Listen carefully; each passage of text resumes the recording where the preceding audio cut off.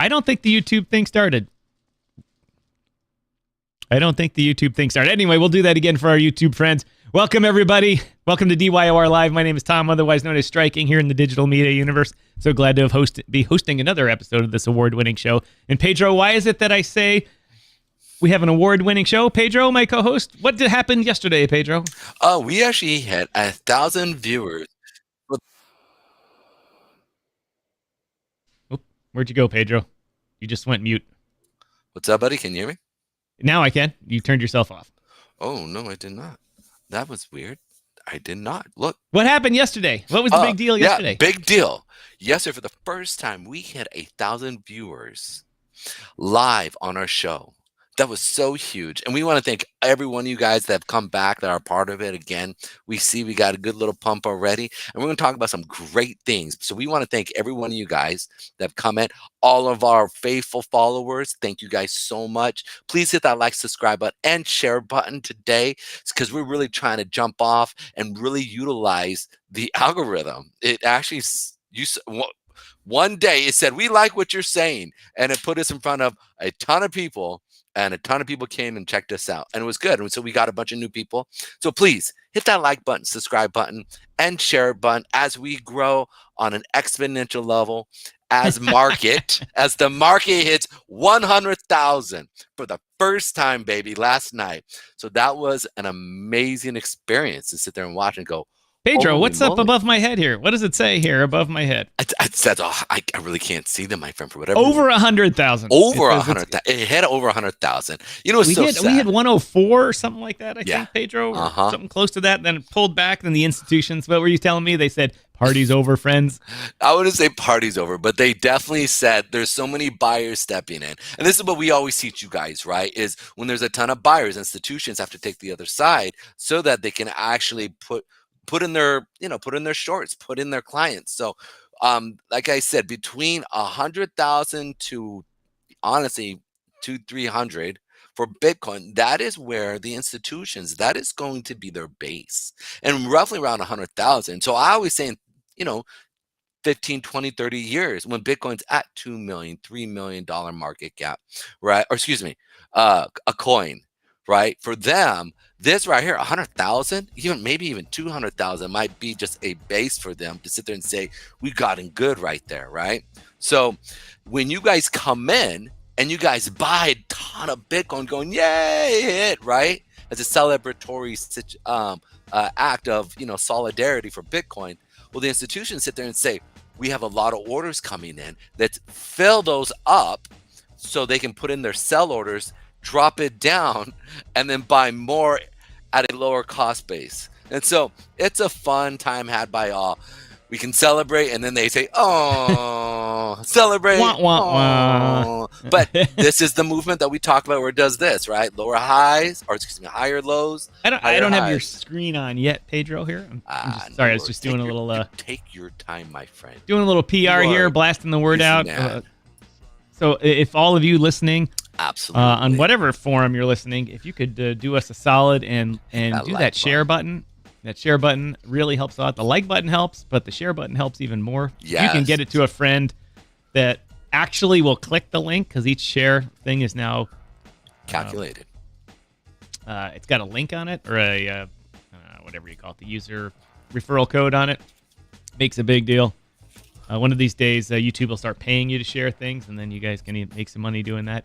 Yeah. But I'm getting the word out with everybody. Crypto, the global devs, the roundtable. Yeah. The Infineon crew, they're probably going to show up today. I hope they've got some launches coming up that they'll want to talk about. The guys from Boddington, they keep saying they're going to come on over. Boddington's lounge. A bunch of guys from southwestern England that are in that. I get along with those guys really well. And, of course, the folks over at Audit Chain and Pacioli, their system launched. And our show sponsor, Audit Chain down here, now has a Web3 network of nodes out there running and validating financial statements, if you can believe it. And they're about to take over the world and move the whole financial reporting and the accounting industry that's associated with that into Web3. So it's a big deal for that. Also a big deal, Pedro, is the Swamp Creatures are back at it over my shoulder here.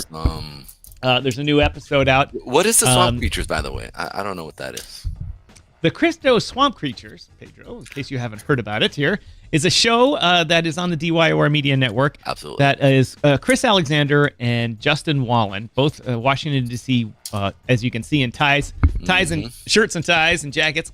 And they talk shirts like crypto. They talk crypto and where the digital asset industry meets Washington, D.C. And obviously, they have a lot to talk about because it's all changing. And the episode that's currently playing is just their last wrap-up of the election.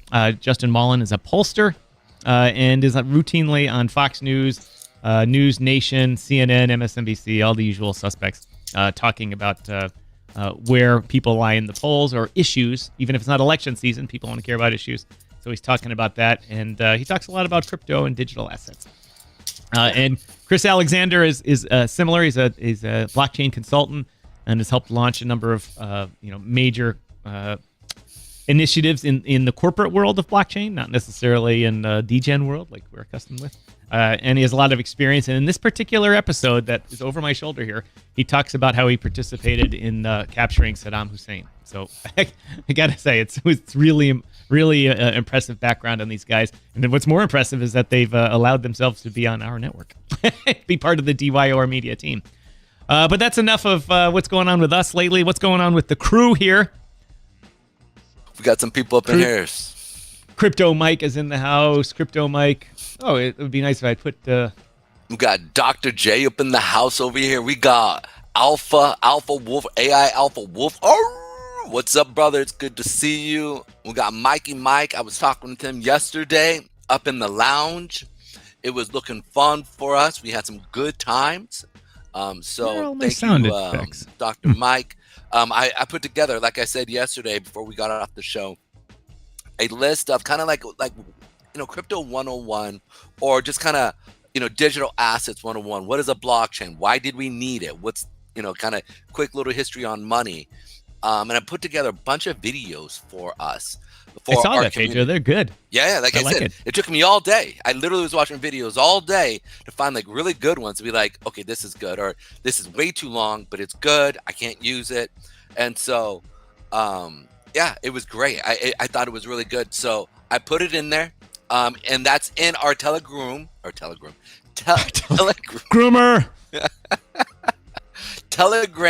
room. And if you go into the top part, many of you guys understand Telegram. You just hit the thing. It says Crypto 101. And maybe I should just say Digital Assets 101. Call it that. But it's a good little stuff. So if many of you guys who are listening to us who are new to crypto, look, go in there and you can sit there and see kind of what's going on. And honestly, a lot of the groups that I was using, they go over a lot of good stuff. So you can actually follow their link and they go over a lot of dope stuff there as well. They don't really do live shows like we do, but they do a lot of good videos. So hello, Kaching. What up, Kaching? It's good to see you. There is some good info in that list Pedro did. Thanks, man. I appreciate that, Mike. Thank you so much. Thank you. And I'm going to take a bite of this egg right here. You do that while I hit... Give me a second. Oh, Canada. Nice. Actually, I had those so loud, I'm going to rip that out again. Or so low. There we go. Rip it out. XRP grew. XRP and XLM crew. Hopefully you guys are still from there. You guys are watching. We did some good stuff. I know, I saw it, but it's used to find all my. I'm still gonna say XLM and XRP though. Can't hurt you. Nope. But anyway, so to summarize this beginning of the show up, Pedro. Yesterday we had our biggest show ever. We breached 1,000, and Bitcoin breached 100,000. And I gotta say, there must be a link because we breached 1,000 viewers first. Yes, we did. And then later in the evening, when China woke up, it breached 100,000. So we were the driving force. Absolutely. The whole market was waiting. BlackRock was waiting. Yep. Michael Saylor was waiting. All these guys were waiting. Absolutely. For us. And they're like, they succeeded. Now we can rock it, right? Absolutely. That's how I'm. You nailing it, bro. Like your insight on that is almost amazing. Divine. It's almost divine. It's almost like Pedro Damas. Oh man, it's awesome. It's awesome. I hope everybody's doing well out there. I want to shout out to our good old viewers over on Rumble again. Thank you guys for coming in today. We appreciate you. We got Dr. Fire Chicken over there with his crew. Dr. Fire Chicken, which is a coin that is, I don't know, almost becoming a community coin, right? So, it's pretty much. Yeah, like it's just kind of becoming fun. So. Welcome everyone on X. Thanks for watching us on Mr. Musk's platform. Yep. Really Mr. appreciate Musk. Definitely. So, dude, what is Bitcoin doing right now? Do you know? Let's find out. Let's peruse on over to Mr. Bitcoin here, aka who do you think I'm gonna say? Michael Saylor. Yes. Michael Saylor. So and it's kind of crazy. So we saw his dip here that happened, right? He dipped over the weekend where he went from literally excuse me, forgive me. I thought it was at. Look at this. We've been gone for a while, but now I've got the great graphics machine back. Look at that. Beautiful. McDonald's. Mike, there you are. Yeah, so check this out. This was a trip. It looks like they kind of broke away. So we saw MicroStrategies literally hit 543 when Bitcoin hit the previous all-time high, and then it sold off. And so now this morning it shot all the way up to 450, roughly 450. And now is back down at 391, which I thought was really interesting from a stock standpoint. Everybody knows he's kind of over leveraged here, and granted, he doesn't got to pay back that stuff for another 4 years, and potentially those 4 years very much could be a really big 4 years, right?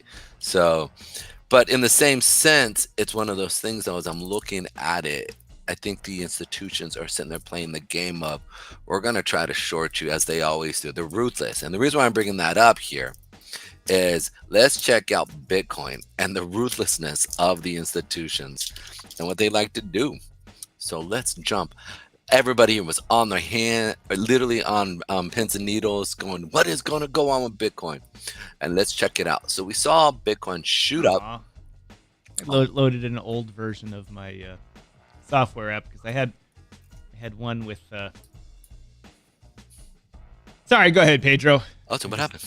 You okay? No, I have a version of this with you and just you in the chart. Yeah. But on the version I loaded up an old version, which I believe I took that off in the screen just at the right time. All right, back to Bitcoin. All right. So checking this out, I thought this was really interesting, is that they shut the market up, right? And we always talk about if they shoot it up, we want to see what? What do we want to see? We want to see a bunch of demand wicks, right? We always talk about want to see demand wicks. That's just pushing up. That is the bottom wick, the buyer wick, right? And you can see they really didn't put any buyer wicks except for right here. And that was near the top as they were pushing it up. So part of me almost was like, all right, guys, expect them to sell it off in the morning, at least see what's going to happen, right? And sure enough, man, right up the top, they're putting this in, bringing in the suckers here. Like, look, dude, like they shoot it up. Everybody jumps in. Woo, let's go. Bitcoin to the moon. Whoop, right? And then bam. But here's the thing. I hope they keep it above 100,000. And then from there, we could potentially see this baby get to that 110. Now, the fact that it went up to 104 was impressive. Again, it was absolutely insanity. Absolutely a good time for all. But also more importantly, and I think this is really something to be paying attention to. What's that? Is this part right here. As it was selling off right here, it fell below the 200, okay? And that 400 period, or on the 4-hour period, you can see here that ladies and gentlemen, Carmen Crypto in the house. Oh, snaps. Oh, and check out Rumble real quick, got a cool little thing over there as well. What's up to our Rumble viewers? Glad to have every one of you guys. You guys rocking the mic like Rama Lama Lama da Ding da Dang Dong, Chang Chang, Changity Chang Shabbat. Anyhow, so we have the 8-period moving average sitting there, and it's sitting right on top of that breakout period of that 100,000 mark. So it's a good sign that we'll most likely stay above the 8 or above that 100,000 mark.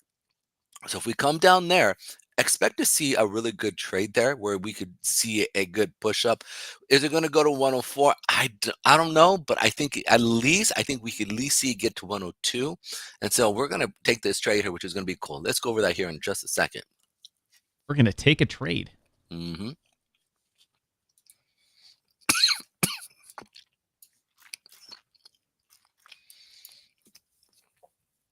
As I about die over here. I don't know what you're talking about. All right. So this right here, you're seeing that 100,000 marker here. This is where the 4-hour SMA 8 is coming in. Many of you guys who use different types of, what's the word I want to use? Different types of moving Lotion? average. Or no, not lotion. Oh yeah, I like lotion. Oh yeah, lotion. I love it. It's funny. I had a foster brother of mine, dude. I did a little picture on my Facebook page was because I was like doing it right, whatever. And he hit me up. He goes, "Bro, that was really weird. That was weird, Pedro. I'm a weird guy. Get over it." You had a picture of some dude on your Facebook page while you're using the lotion? No. What I meant was that's what came out of your mouth. No. So I had a picture of me in my Facebook, or I posted a picture of me on my Facebook page, and it was like a couple days ago, and so I posted it of me for whatever reason. I was like, oh, I'll do this, whatever, right? Trying to get some social engagement going so I can talk about this show. And as it was happening, no joke, and I thought this was really interesting. And my foster brother was like, dude, like you got no wrinkles on your face.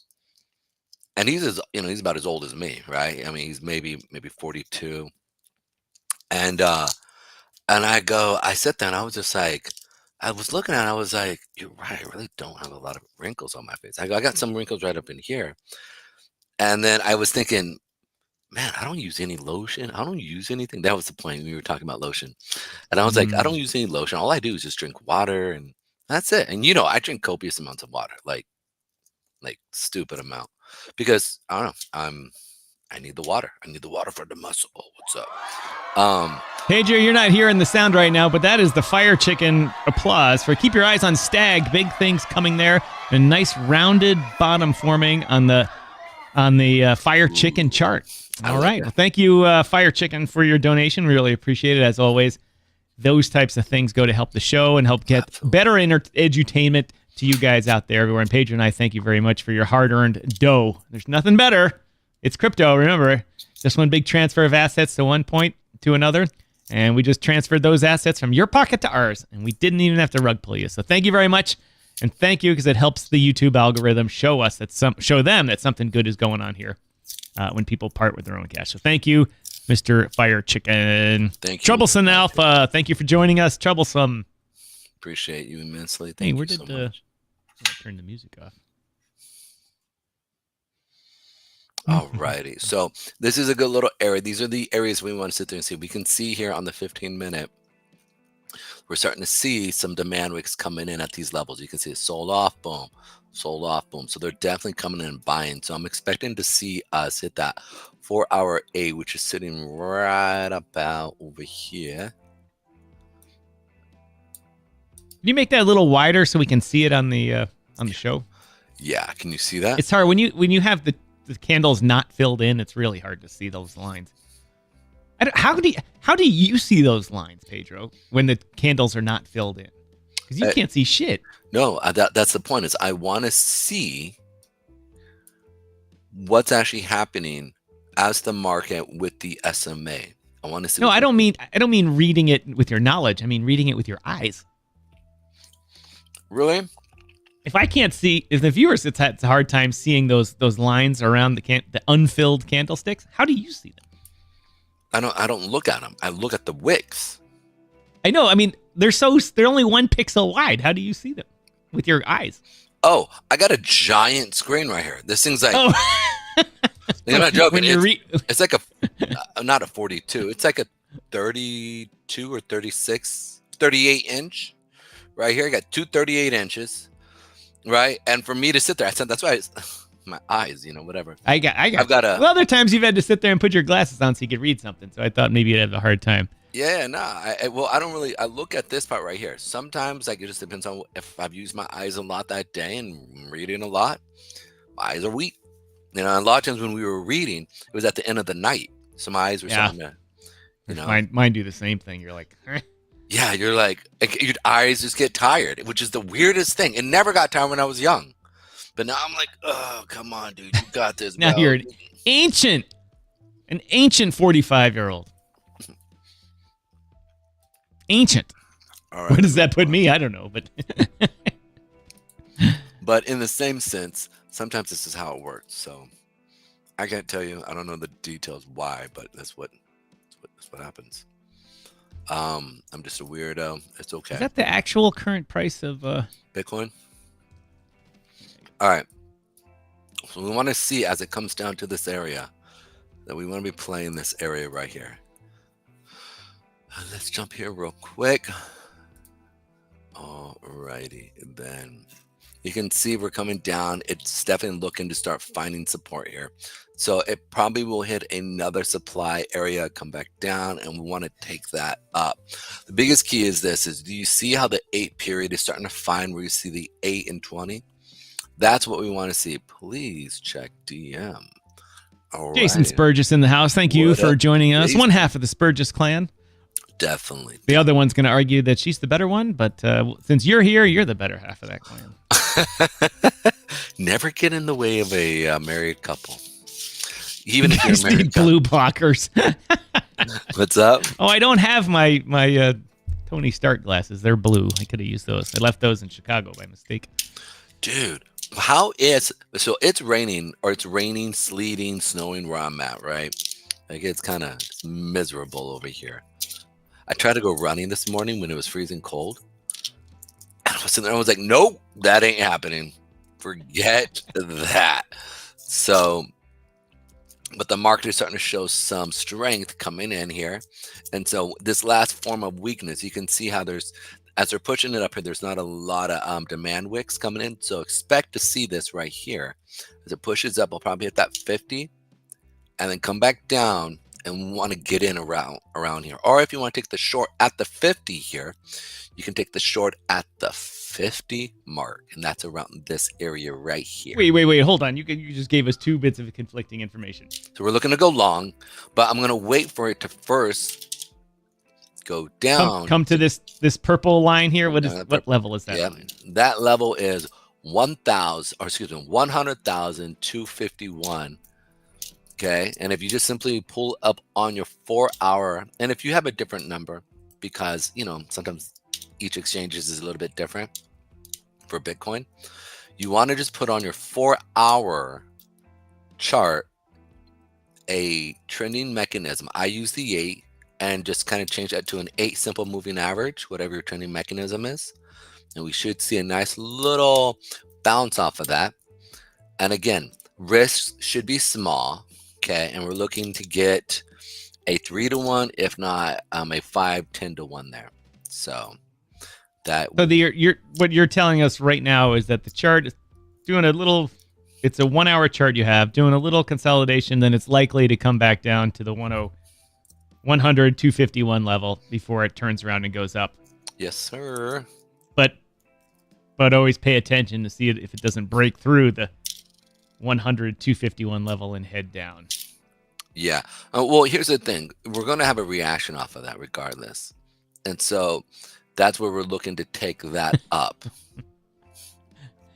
Tom Oliver says, mood seems subdued for breaking 100K. I was expecting you guys to be losing your shit. Mm-hmm. Well, Oklahoma.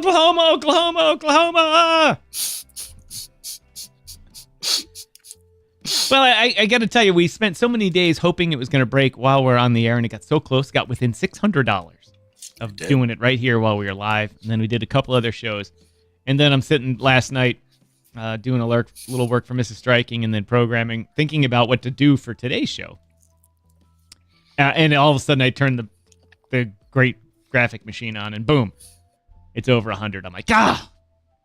And every streamer was online. Everyone, I was like, oh, we should go online. Literally every streamer from Thailand to Switzerland, didn't matter what time zone, they're online. Ah! So we lost we tried to have the lead in it, Pedro, but the China time zone ruined it for us.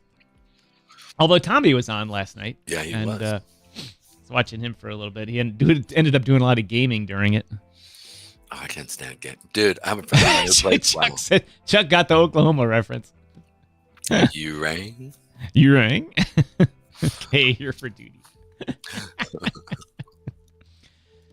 All right, Pedro, I'm going to mark this down here as to go along at the 100, 251 Yep.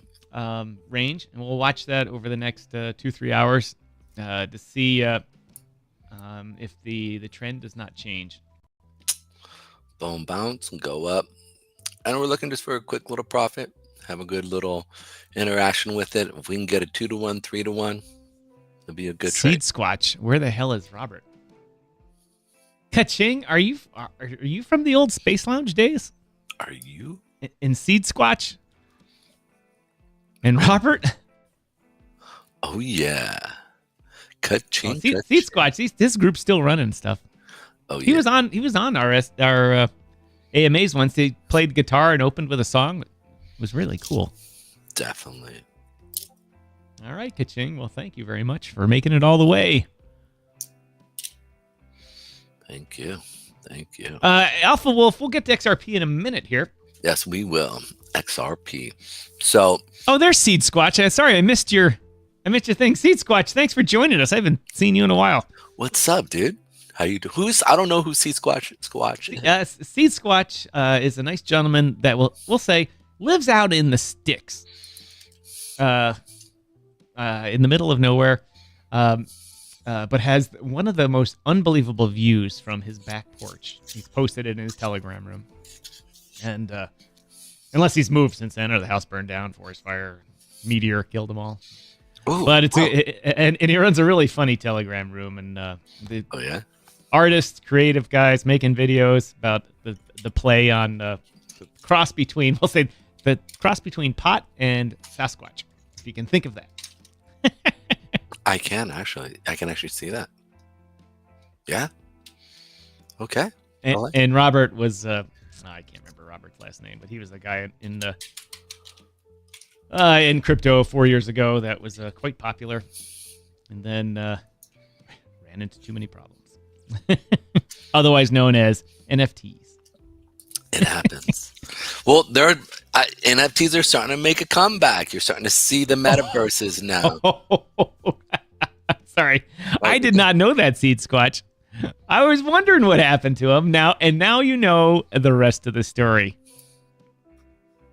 I think he just got out of the joint. Not going to post that one on the. Poor Robert. He was a unique fellow, eccentric.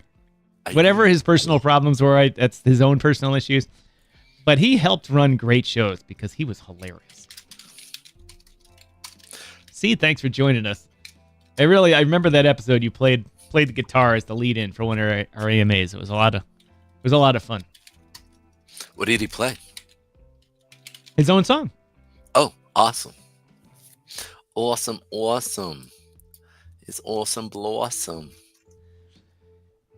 All right, so we've got Bitcoin handled for right now. Let's Robert had no filter. That's exactly right. Dude, but we should have Walter on here. We need to have another Robert on here. Walter. Yeah. I don't know what. But if you look below me, it says the DeFi Dojo Lounge. You'll see that switches to the Space Lounge. And Carmen and I and Pedro have resurrected the Space Lounge as the evening version of this show, in which we do a little bit more talking, a little bit more news, that type of stuff.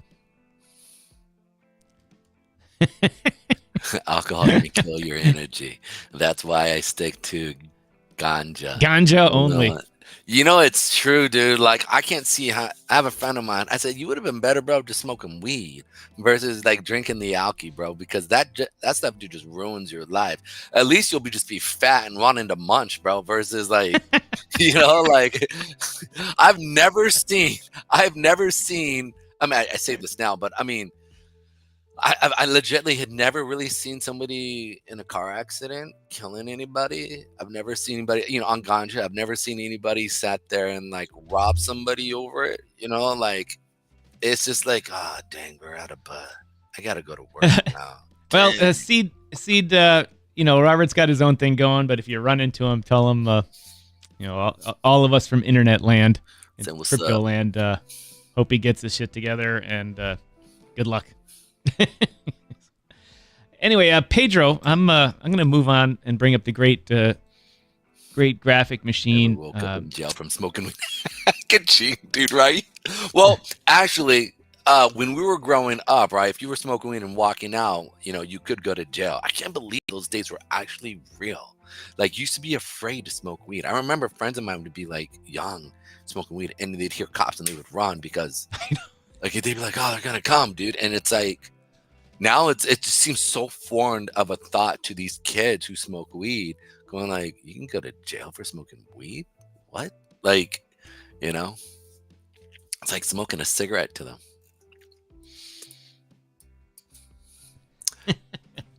Where the show is turned today. Right, anyhow, let's keep moving forward. My bad. Nice to meet you, Seed Squatch. Pleasure. Come on again. Please hit that like, subscribe, and share. Well, he has already hit the like, subscribe, and share button. And but send us to your guys' your group over there, and we'll have some fun. Hey, I used to post the show in Seed Squatch's group. Oh yeah, a while ago. I stopped. Don't know why. Why is this not working?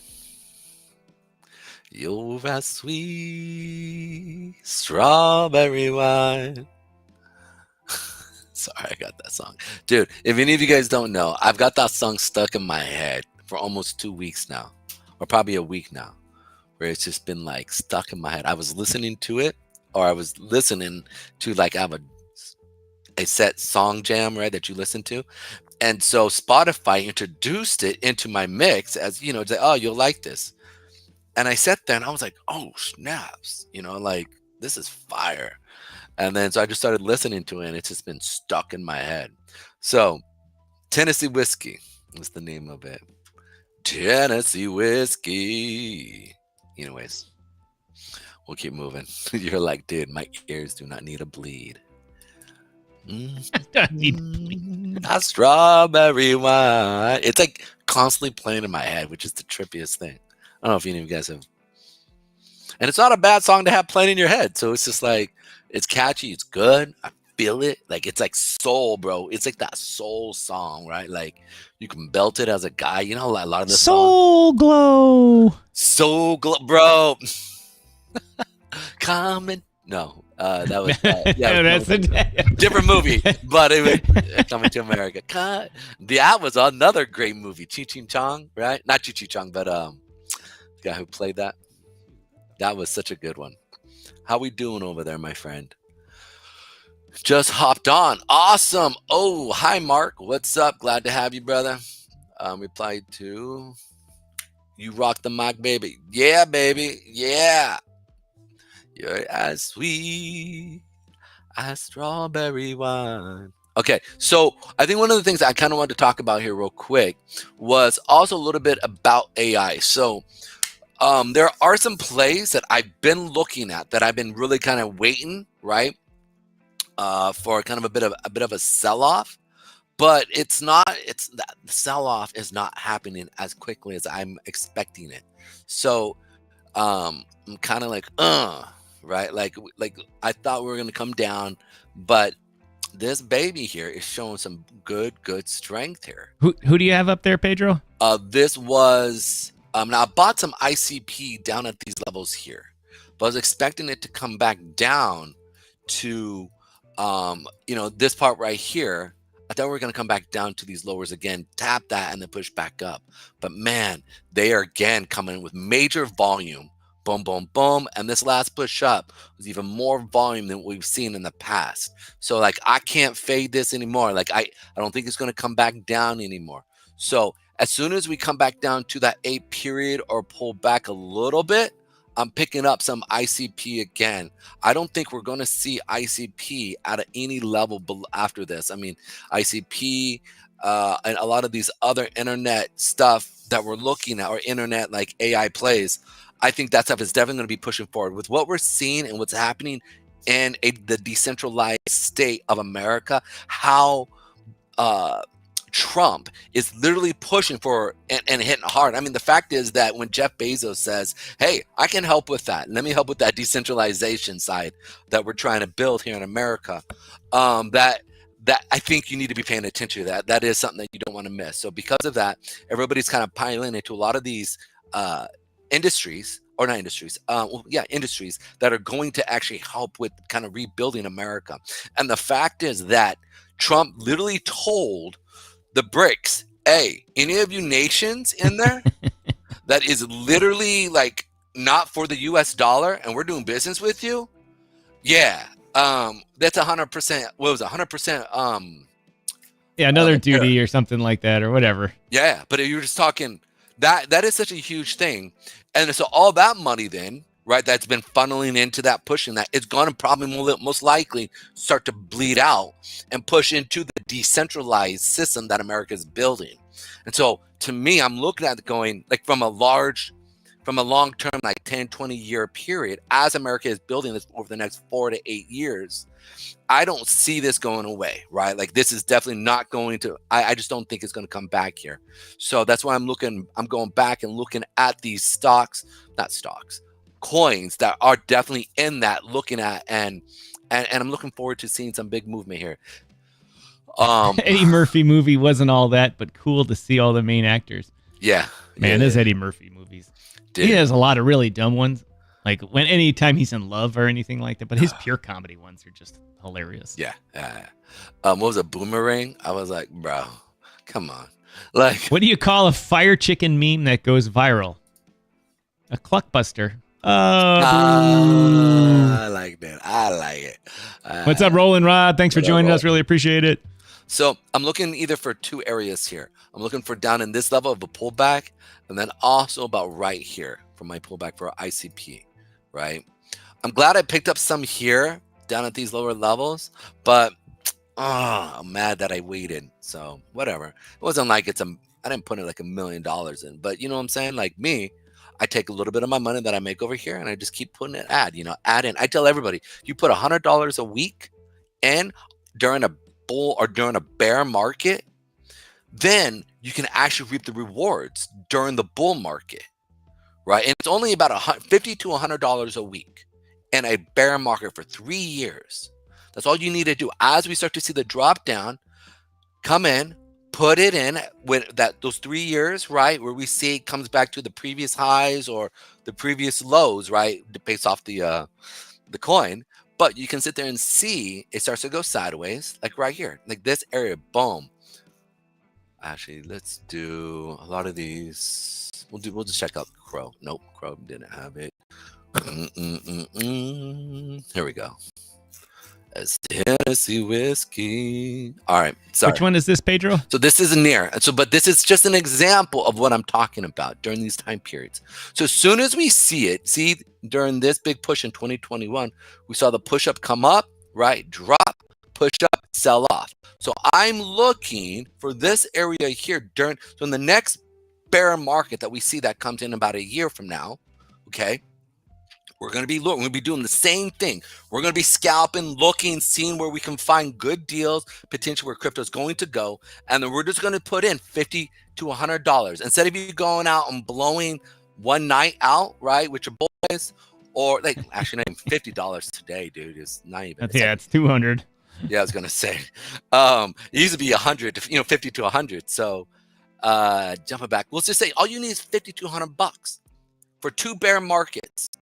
Bear markets where you just put $50 to $100 every single week, and by the third bear market, your original $50 to $100 has literally turned most likely into $1,000 to $2,000. Because remember, it goes up, comes back down, and then pushes back up again. And then your higher low is 2 bear markets away, 2 bear markets prior, right? And so all of a sudden now you're reaping rewards, staking, or whatever, right? And so this is all you need to get. Like, just you need. And I remember hearing this as I was in my first bear market this past year, or not past year, past 2 years. And this guy was telling me, it was an OG. I forget the guy's name. He's still, I mean, guy has like 200,000 streamers. And somebody asked him, and the thing is like, what should I do? How can you become a millionaire if you're, you know, like literally, you know, if you're poor? And the guy goes, listen, I started in college, and literally it was the 2017, or no, was it 2014? I think it was 2014 bear bear market. It went up. I think that's when Bitcoin hit 1,000, right? And it came back down to 100. And he was sitting there and he was basically explaining like, no, look, 2 years. And he saw the other prior, you know, and he said, all right, let me just put in. And the guy put in $20 to $50. And then what happened was, because his ear was to the ground in crypto, he got in on a few meme coins, a few things that turned into juggernauts, right? And then that gave him like an extra $2,000-$3,000 that he put into these upper echelon coins. And then boom, and then the next thing, he did the same thing, but he had a lot more money because at that time staking came about, all that other stuff came about, and then rewards came about after that. And before you know it, it snowballed effect. And he literally started with $20 to $50 that he used to take out drinking in college for the weekend. Oh. And so I still think that's very doable. You know, like if you can spare $50 to $100 a week, even 20 or 10, it doesn't matter. It's just putting it in consistently in a bear market during the 2-year period drop of that 22 to 24, right? Or right here during this time period as it's selling off. Once it goes below that 50, 60% mark, right below, it's most likely we're coming into that bear market area. Right. And so it's one of those things that's just a good thing to look at. This is near, by the way, near hit our area. We missed this, right? It picked up a little, but it wasn't anything big, right? Like a lot of these ones that you see me, I actually put, honestly, on just like central exchanges. You just go and just put on a central exchange where you just put in like 20, but when it hits this, pull out $20 or $50 into this drop area. Right. And then you put a target, or not, you don't put a target, but you just put a limit order there. And then from there, it just initiates it. When it comes back down, you'll see it and go, okay, cool. Right. But it's just little things that you, as you're paying attention, as it's moving up or moving down, these are those things you want to be looking for. So I love this because a person like you and I, right, who are, you know, not super poor, but we're not uber wealthy. Right, you can sit there and go, you know what, I can stack $20 to $50 a week away. Tell your wife, you know, this is what we're doing. Obviously, you're not going to leverage the house. By the way, I did know a guy in 2017, 2019 who leveraged his house. It was a guy out in, I think I've told the story a couple times, but he was out in Greenwich, Connecticut. I was literally Ubering because I was trying to find traders that I could ask questions, right? And that's like the land of hedge funds. And so I'm sitting there, and this guy was literally talking about Bitcoin. And I said, at the time I didn't believe in Bitcoin. And he goes, oh, it hit 20,000. He goes, it's going to 100,000. And I go, nah, bro, it's showing signs of weakness. It's coming down. And he goes, you don't know what you're talking about. And I go, well, I'm pretty good at calling this stuff. I mean, you know, he goes, why are you Ubering? I go, because I don't over leverage myself. I sit there and I just systematically trade. And I know that compound interest takes care of itself. And he goes, okay, Mr. Expert, where do you think it's going to go? And I said, this was Bitcoin. And we're sitting in his driveway in this big house. I won't say a big house, but in a decent sized house out there. And out there in Greenwich area, like a decent house is costing you a couple mil, right? Right. So like big, expensive joints. Yep. And so I'm looking at it, and literally, and I remember sitting there Here, let me pull it up here on Bitcoin right here. And this was back here when it was sitting back in too far gone. Right here. I remember it was around here, 2017, December. Right here. And I remember it was right before Christmas. And December 17th. It was around right here. It was right before Christmas. We can't see your mouse. Right here now. Can you see it? Right here. There it is. I got it. Yeah. Yep. So this is right here, December 2. And I told him, I said, honestly, I could see Bitcoin coming down to like 5,000, 3,000. And he goes, no way, there's no way. He goes, it can't do that. And I go, well, it most likely can. And I go, why you say it can't? He goes, I leveraged my house and I took out over $100,000 to buy Bitcoin. No, it was 200,000. He took out $200,000 out of his house to buy Bitcoin at the peak. And I was like, ooh. Or maybe he bought in around 17,000 at the time. 17, 16,000 here. And I go, it's not going back up, man. I'm telling you, get your money back now. It's not going back up. We've already crossed. There's no way that it's going to come back up. And he gave me all these like fundamental aspects. And I look at him, I go, listen, crypto is not trading on fundamentals. It's we don't even know what the fundamentals are on crypto. And he's just like, yeah, but it's a decentralized system. And at the time, I didn't know what that meant. I go, it doesn't matter. I'm telling you, money's coming out of Bitcoin here, and it's coming down to $3,000, like $3,000, $4,000. That is the slide that we should see it come back down to. And he was just like, you don't know what you're talking about. And he got out of my car upset. And then in the back of my head, I always thought about this guy, man. Man, I hope he got out. Because, I mean, what are you going to tell your wife? He didn't. He rode this thing all the way down. Hopefully, he bought in at the bear market where he was picking up $3,000, $2,000 at the time, right? Picking it up. And then, like, I'd imagine sitting there telling your wife, baby, I got in at 60, I got in at 20,000, and then it dropped, you know? And then if he kept in, bro, dude, this is where he's sitting, bro. This is like legitly where he's sitting now. Hopefully, he got in. Even for Bitcoin, right? Like at 20,000, because or what was it? 20, so it'd been 5, 10, with 10 Bitcoin right now. That's $500,000 now. Oh, 10 Bitcoin. No. Yeah. He would have had 10 bit. That's $1 million. Yeah, $1 million. So, and to be able to tell your wife in how long was that? 2017. So it's 7 years. So 7 years, baby, I 10x our money. You know, that's not bad. You know, sitting there, sit there and say, hey, how you doing? Right? Like, be able to tell your girl, or actually 5x their money, you know, how you doing? You know, that's good amount of money to make, especially if you're talking TradFi, right? So troublesome. Most altcoins trend to zero. Yeah, they will. Yeah, I think, but here's the thing: as it's coming down, pick up your alts. You know, don't sit there and fade the alts, because you're going to have a bigger percentage growth, and then you can put it into higher, more stable coins. Like for me, I think crypto. I think crypto.com. I think Coinbase stock.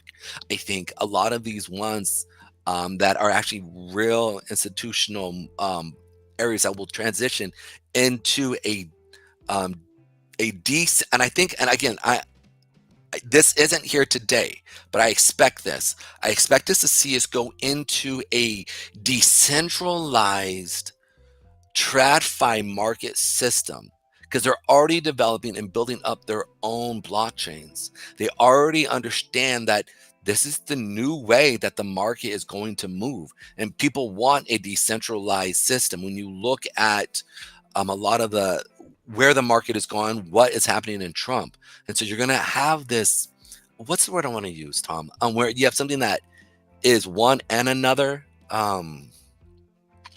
Quantum superposition? Anyhow, let me just be quiet. I just think we're going to see a market that's going to be very much looking at a... Troublesome says roundups. Roundups. Oh, yeah. So here we go. We're coming into this area here. Expect to see us kind of come down. Fine. You see how we have this pump right here? This is basically what I'm looking for as we come down into this level here. And so I'm expecting us to see it coming right here. We'll probably have between 100,000 right here. And I want to just get something that looks something like this here. This is what we're looking for, where we can get about a 3 to 4-1 ratio. All right, that's what we're looking for, where we're going to get a little trade in. We'll see what happens, and then we should see a good little pop there. We want to see trending happening where it kind of looks like this, where it gets above, boom, pops up, and then we go. So we're hitting there in just a second. All right, let's jump back here real quick to XRP, the long and waited XRP, and also we're going to check out XLM. XLM, here we go. So as which one's first? Let's do XRP real quick. So remember, we talk about as it comes back, it should be coming back to the 8-period moving average is what we're sitting right here. It's going to be that 220 area. We talked about it. And as well as coming back down to that 195 area to the 185 area. The zone that you want to look at is going to be Sunday, December 1st. Okay. And this is the area that I'm looking at for that daily zone to kind of pick up a little bit of our good old friend XRP. And then if it comes back down even further, I'm hoping to capture down at that another 8 at the 116 area. I don't think it's going to hit there, but we'll see what happens. And then from there, we should see another spike up where it goes bangers to the wall and creates a new all-time high here. So it's about to get dangerous, dangerous. Or what is it? Is that the right word? I don't know what it is. All right. And let's check out. Oh, by the way, I don't know if you guys saw this. We saw this yesterday. But look at this jam right here. This thing's exploded and pulling back. And you know what I realized? He paid, what was it, $100 million? This is for... I don't know what you're looking at. TRX. Oh, you switched to TRX on me. Yeah. This is TRX. Did you watch the situation with the banana with Justin Sun? I did not. All right. So I thought this was hilarious. Hilarious. He goes, they videotape him getting the actual... how much was the 6 million? No. How much was the painting? Chainlink is on Sol. Roundups. Oh, that's what's up. Chainlink is on Sol. Really? Chainlink? Anyways, so if you go through and you check out what's actually happening here with XRP. Or not XRP. Now you switch back to... No. I'm sorry. My brain is all over the place. All right. I'm trying to run the graphics machine here, and you said, let's check out XRP. No. I'm sorry. Hell? Let's check out TRX real quick. So TRX goes through, and it's actually going through. What I loved about it was this, is them going through and talking about the painting. So there was a painting, I think worth $50 to $100 million with a banana on a white, or taped to a white canvas. And they paid for it, like legit. Like it was a real artist. The artist paid for it. It was kind of, I think the group was called Comedy or something like that. That was actually selling the painting, and this guy paid. And Justin Sun paid $50 to $100,000 or $50 to $100 million for these things. Then it shows him walking up to the painting. Okay, he takes a video of him walking up to the painting, taking the tape off, and eating the banana. And lo and behold, that banana became the most expensive bananas in the world ever, right? That he Pedro, ate. that's just bananas. That is bananas. B-A-N-A-N-A-N-A. I don't even know how to spell it.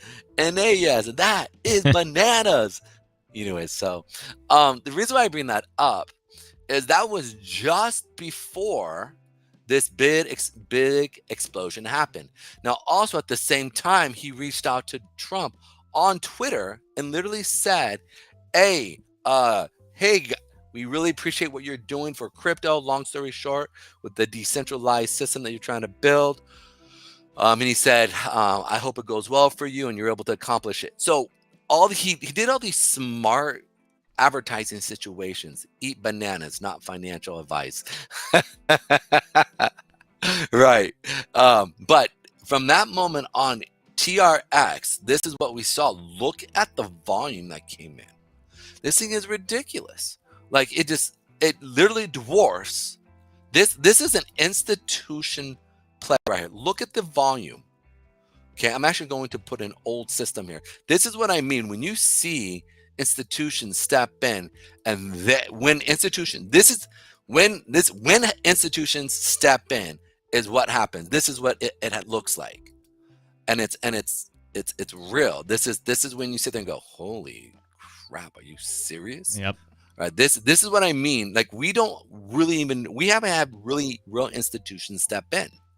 It's been, here we go. Line breaks, step breaks, boom, historical cross, columns. There we go. And then we're going to do, all right. One last little bit. And I think this is important. This is what it looks like when an institution steps in and changes everything, because it's just crazy here. Columns. There we are. Okay, look at this. Look at this push up and look at this drop. This is the average right here. The yellow is the average. Okay, what it should look like. They have not had, this is insanity. Look. Right here is the biggest push that they had back in 2021. Look at this push up. Huge push, and now they're selling it off. But this is what I mean when institutions get in one day. I bet you it was just Justin himself. He just bought a bunch and then he sold it off just to create people talking about it. Actually, that would be smart. That would be genius. The problem is he would then go to jail. Sooner or later, he'll go to jail. He can trade his own thing if he wants, as long as he doesn't tell everyone. Yeah, it's not like the stock market where you got to file a report saying you're going to trade 5% or something like that. You are right. Even MicroStrategy can trade their own stock at will. They don't need to tell anyone. All right. I look at that and I go, that is such an institutional play right there that I look at that and I'm like, it's brilliant. It's brilliant. Absolutely 100% positively brilliant. All right, Pedro, I'm going to do that thing and take a 2-minute break here. We're going to run a commercial. For those of you watching on YouTube, let the commercials run all the way through, because if you skip it, it's just going to be a waiting screen. So we'll be back in 2 minutes. Thank you, guys.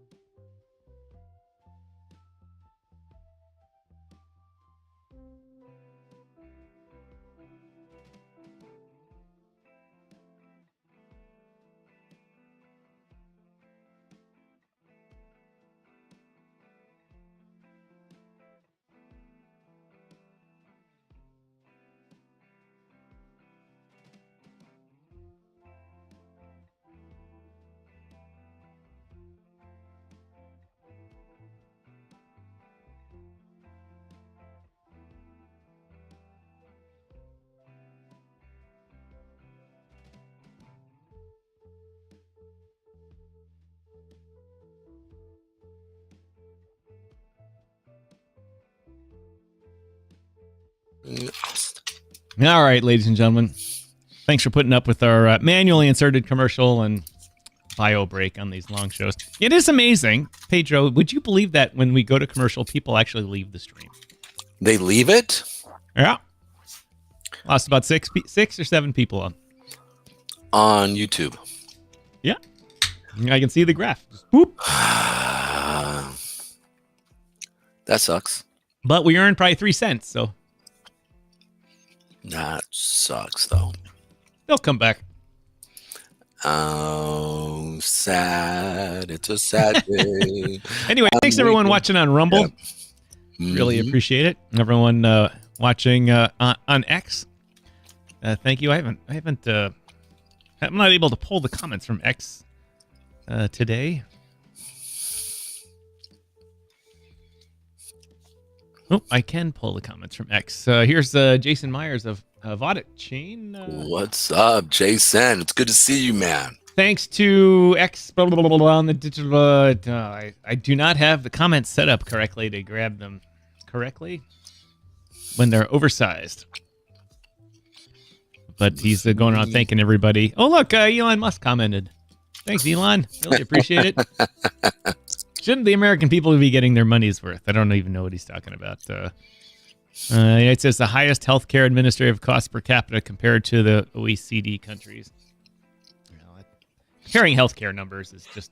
Whoa, speaking of healthcare, there was a disgruntled customer that wanted to say hello to their CEO and let him know that he was out of network. We'll leave that was alone. Terrible, Pedro. Dude, if y'all don't know what that means, you need to go look that up because everyone's heard about the assassination yesterday of the CEO of United Healthcare. Goodness. But my God, you're out of network. Sorry, bitch. You're out of network, bitch. Yo, and it shows because obviously the guy was upset about him not being able to. I'll put it like this though. I've literally had friends of mine who've lost loved ones because they couldn't get that next tier, or the health insurance places switched where maybe even a month prior to that they could get a certain drug or whatever, right? And then all of a sudden it switched, and the person passed away. One of their loved ones passed away because literally they couldn't afford the drug or the procedure, that needed to happen, and it was there prior to maybe even a month or 2 months ago, and they set everything up and they had to wait for the actual surgery or whatever, right, to happen, which was like a month, maybe 2 weeks, and sure enough, it just this switched up, and it's sad because you're just like, oh my goodness, they literally died because of this. So it's just sad. Oh, here's the dude's picture. Mm-hmm. They're definitely going to catch this guy. I mean, there's got to be someone that looks at that and like, oh, that's my buddy Jim. But who's going to give him up? Man, people give everybody up. I mean, I can see like 2 kids on the street keeping their mouths shut. But in the real world, when the press puts out things about who that guy is, someone knows him. Happens in Chicago all the time. Some dudes rob somebody and they've got a partial face of him. In Chicago, the moms turn their kids in. They're like, nope, you can't do that. Turning you in. Well, here's the thing, though. This is the difference there. This guy didn't rob somebody. This guy obviously murdered him. This guy lost somebody. This guy, obviously, there was something that happened where he literally lost a loved one. And we've all been there. We've all been there with insurance companies where it's like, we should not have lost people, and they did die. And so I wonder, like, if this might be a statement where he might. Well, that's a pretty damn good statement. Yeah, I mean, I think it's effective. Yeah, I mean, effective to a lot of the insurance companies who sit there and play these games, or these providers who play these games with the drugs. All of a sudden, there's a new thing that happens, and it's like, hey, stop playing games. Stop just gouging people for cash. Now, I'm all about a free market, but when you're becoming predatory, knowing that everybody needs to say insulin, right, or somebody needs a form of a cancer drug that people like a pancreatic cancerous medication, or even a prostrate. Why is that? Anyways, the reason I'm saying this is these are things that people deal with, and all of a sudden, right, we see medications go up, and it has to do. And then when that happens, these institutions sit there and say, sorry, we're not going to pay for this, even though you pay your your copay, even though you go out and you pay your premiums every single month for your health. And here's the thing, in America, it's mandatory. You've got to have health insurance. You have to pay for it. So I just think you don't have to have it. You don't have to have it. You can just risk it. No, it's on your taxes. If you don't have it, you're dinged for it. Yeah, I thought I don't remember that. I thought the Supreme Court overturned that part. Said no, you can't force people to do it. That was like 2 or 3 years ago. That was the Republican celebration against beating Obamacare. Oh yes, you were right. You were right. Actually, I remember this. Yes. Okay, good point. But I had a problem with the insurance company denying a construction accident at a house. The contractor caused the neighbors. The foundations are only 3 feet apart in Chicago. Caused the neighbor's foundation to crumble, and as a result, the earth moved under the neighbor's house. It was a crawl space, and he had a lot of damage to his house. The house didn't collapse, but it had a lot of internal damage, about $140,000 worth. And the evil people from State Farm said, "Oh, we're not paying." I'm like, "Well, it was a construction accident, and you got to pay for it because it was, it's a part of my policy." And they're like, "No, because it was earth movement." They denied it, saying it was earth movement. And my lawyer's like, "Yeah, it was earth movement because the guy moved the structure, thus the earth moved." And they're like, "Well, the structure had nothing to do with it. The earth moved." And we're like, "What? If the guy hadn't moved the structure, the earth never would have moved." And they're like, "No, earth movement's denied. It's like earthquake." I'm like, "No, it's not." And we went. They kept at it till we ran out of money. Just kept at it till we ran out of money, and that was it. And this happens a lot. That happens a lot with health insurance, with car insurance. I have a buddy of mine. He literally got hit by a dump truck, was caught on camera, right? And it was the city, and they knew he didn't have money, and he kept pushing. Finally, he just couldn't do it, right? And literally, he was a Uber driver, and so finally, he just said, "Screw it." And they knew this. Like, this is the part. It was caught on camera. He was not at fault, but because it was the city, and the city knew that it doesn't matter. You know what I'm saying? You pay your premiums, you have stuff that happens, and then because the system can get rigged, they get screwed over. You know what's rigged? I think sometimes I think life is rigged. You know why, Pedro? Here, this is one of those things that you just can't plan these things at all.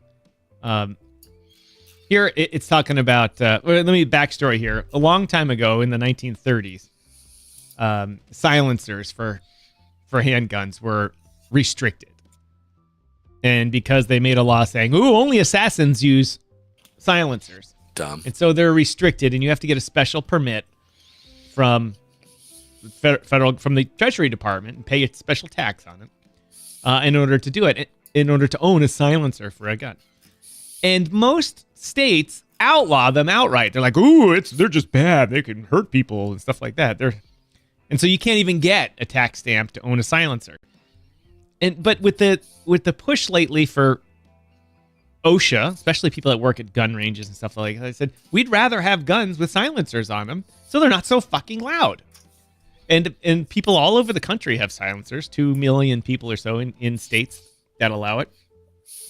And so there's actually been a push to say, all right, let's take those off the banned list and just let people have silencers so it doesn't wreck your hearing when you're shooting and it's not so loud. They can integrate them into the barrels of guns and stuff like that. So it works really well. And everyone's kind of going, okay, it looks like that's going to happen. Who uses silencers for assassinations anyway? Well, this fucking idiot comes out right after 70 years of trying to get silencers pulled off the NFA's list of banned things or tax stamp for, because nobody uses silencers for an assassination. He uses one right at that key moment. Now the government's like, people in the government are like, "Ooh, we're just not going to touch that subject." I mean, come on, what kind of karma is that?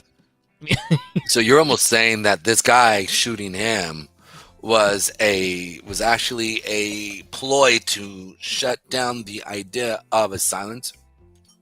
No, it's just karma coming around and saying, oh, you guys have worked 70 years on this because it's never actually happened.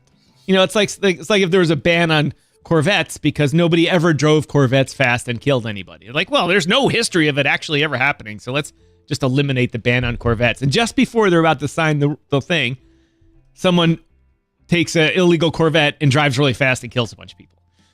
I mean, it's just the timing of it is like, come on, man, really?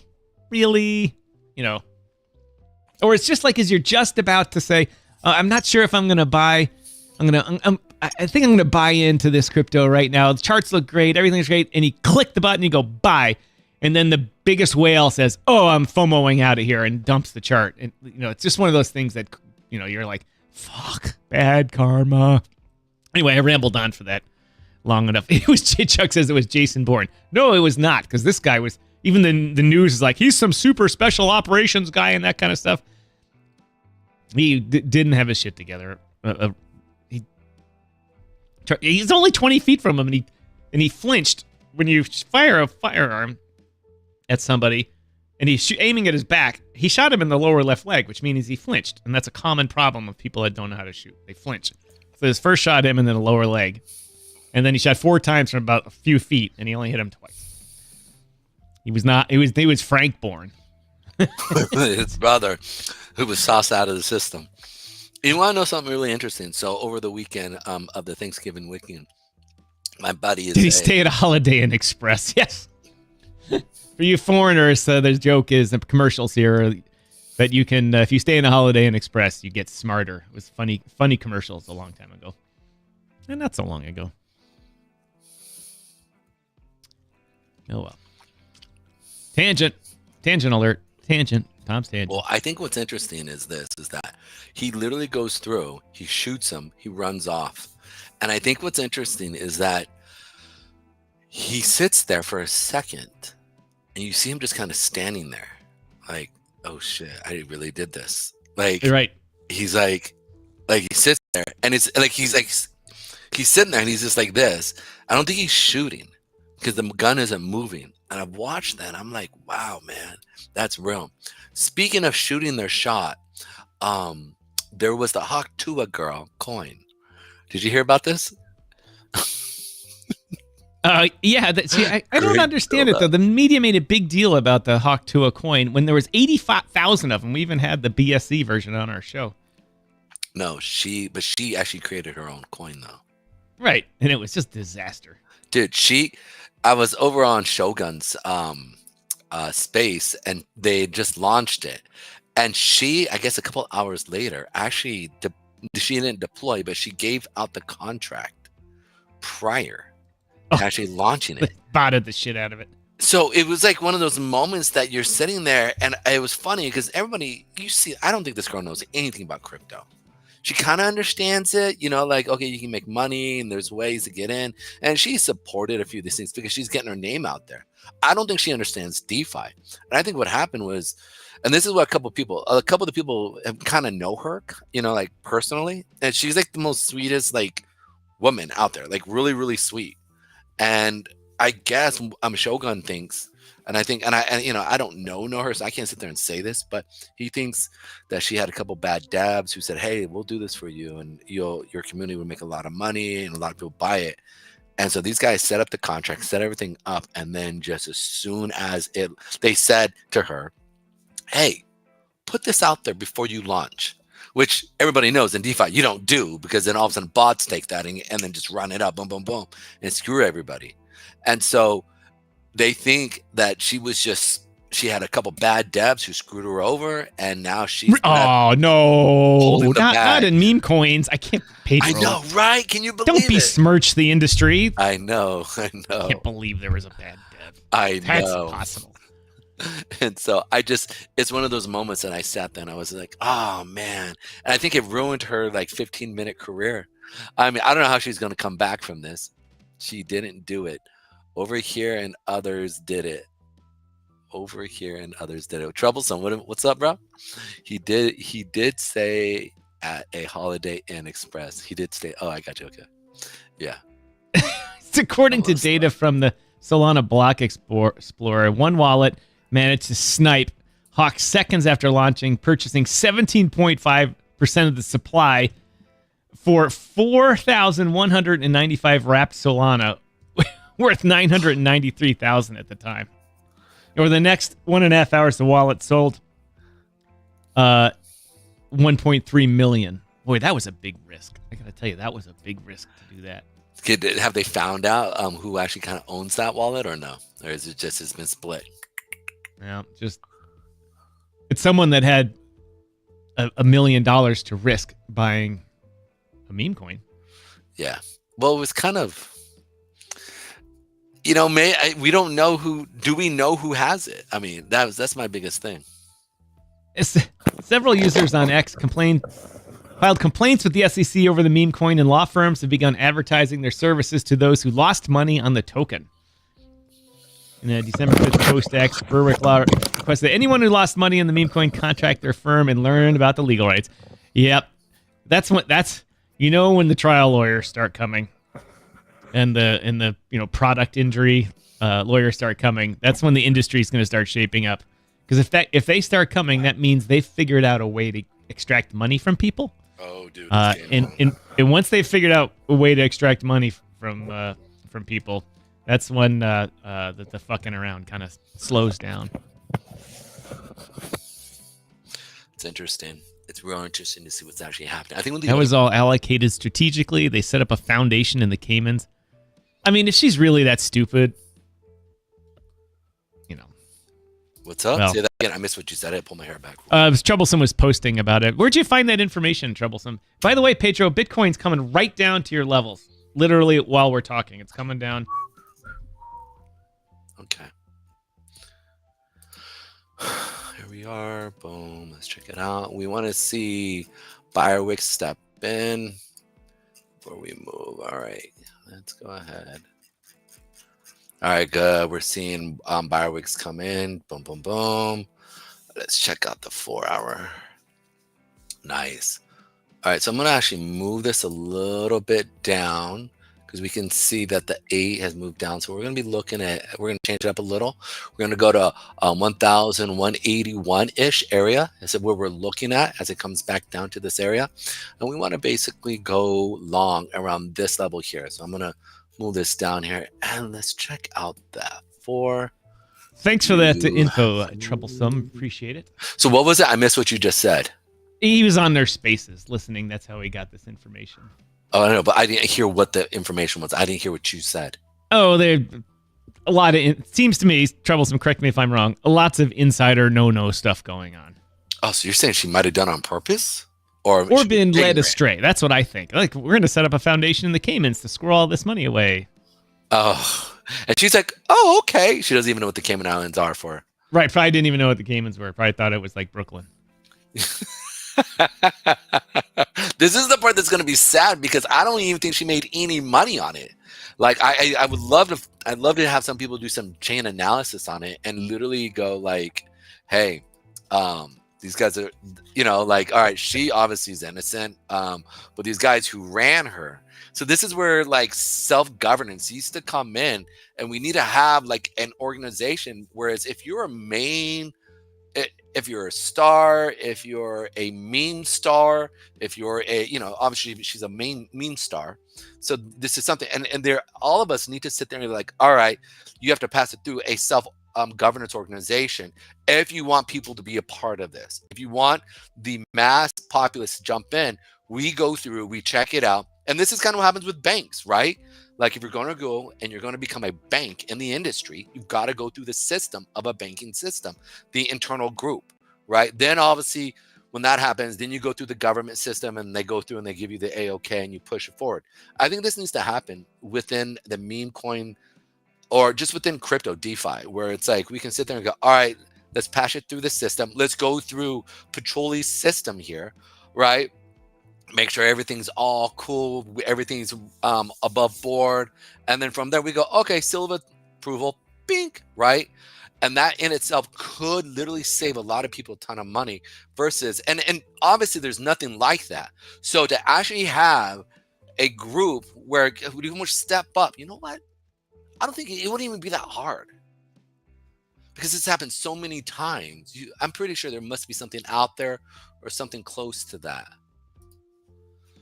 All right, so here we go. Boom, boom. We want to play this here. All right, let's watch what's going on here. Boom, boom, boom. All righty. We want to see buyers stepping in. Let's go ahead and remove here real quick. We're going to go like this, line. And we're going to go line. There we are. Okay. So we're seeing this step in, seller step in. We want to see this thing go down first. I want to see this thing go down first. Come on, don't go up.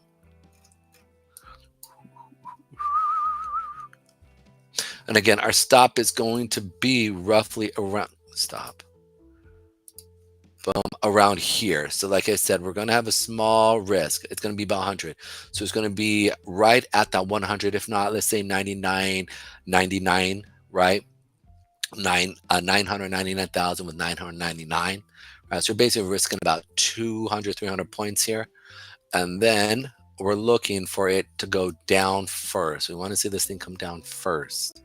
Remember how you always talk about, we want to see it go down first, then go up, right? If they're going to push it. See, now they're screwing with us. Playing games with my heart. That's my heart.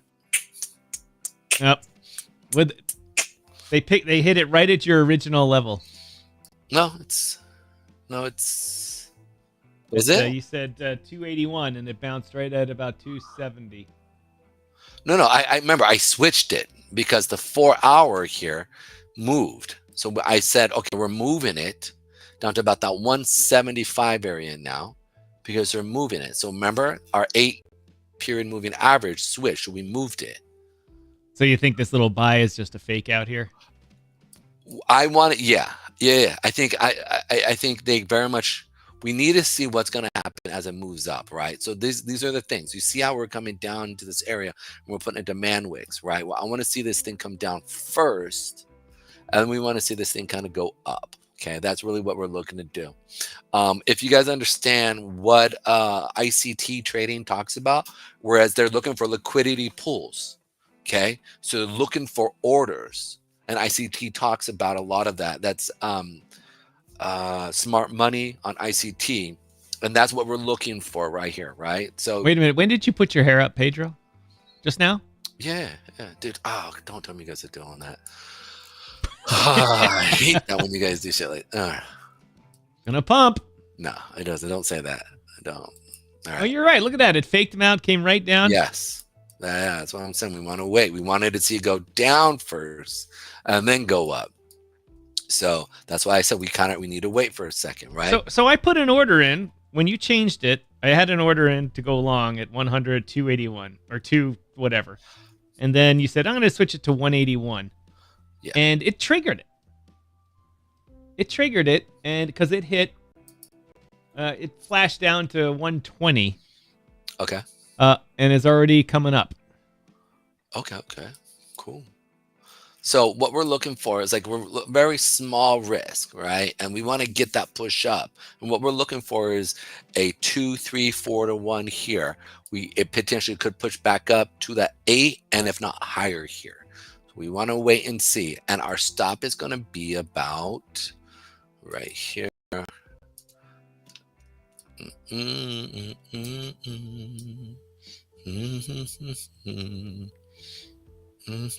Come on. Now this is live trading. Yeah. I'm gonna put my screen on for a second here so I can all the time. Ladies and germs. You're as smooth. Let me move this over here. As Tennessee whiskey. You're as sweet. I don't know, Thomas. There we go. All right. So when Pedro and I first started talking about this, I got the wrong screen. That one's got a delay on it. It drives me crazy. All right, bomb. So when we first started talking about this. Wait. So we're coming up to a 1-to-1 ratio here. And so when we come up back to the here, if you're in that trade here, right, this is what we want to see. We want to see it come down, put it in. Now it's going up. So we want to sit there and wait for it. So at this level here, Okay, actually, let me make this. This is kind of a crazy color here. Wait, what are we waiting for?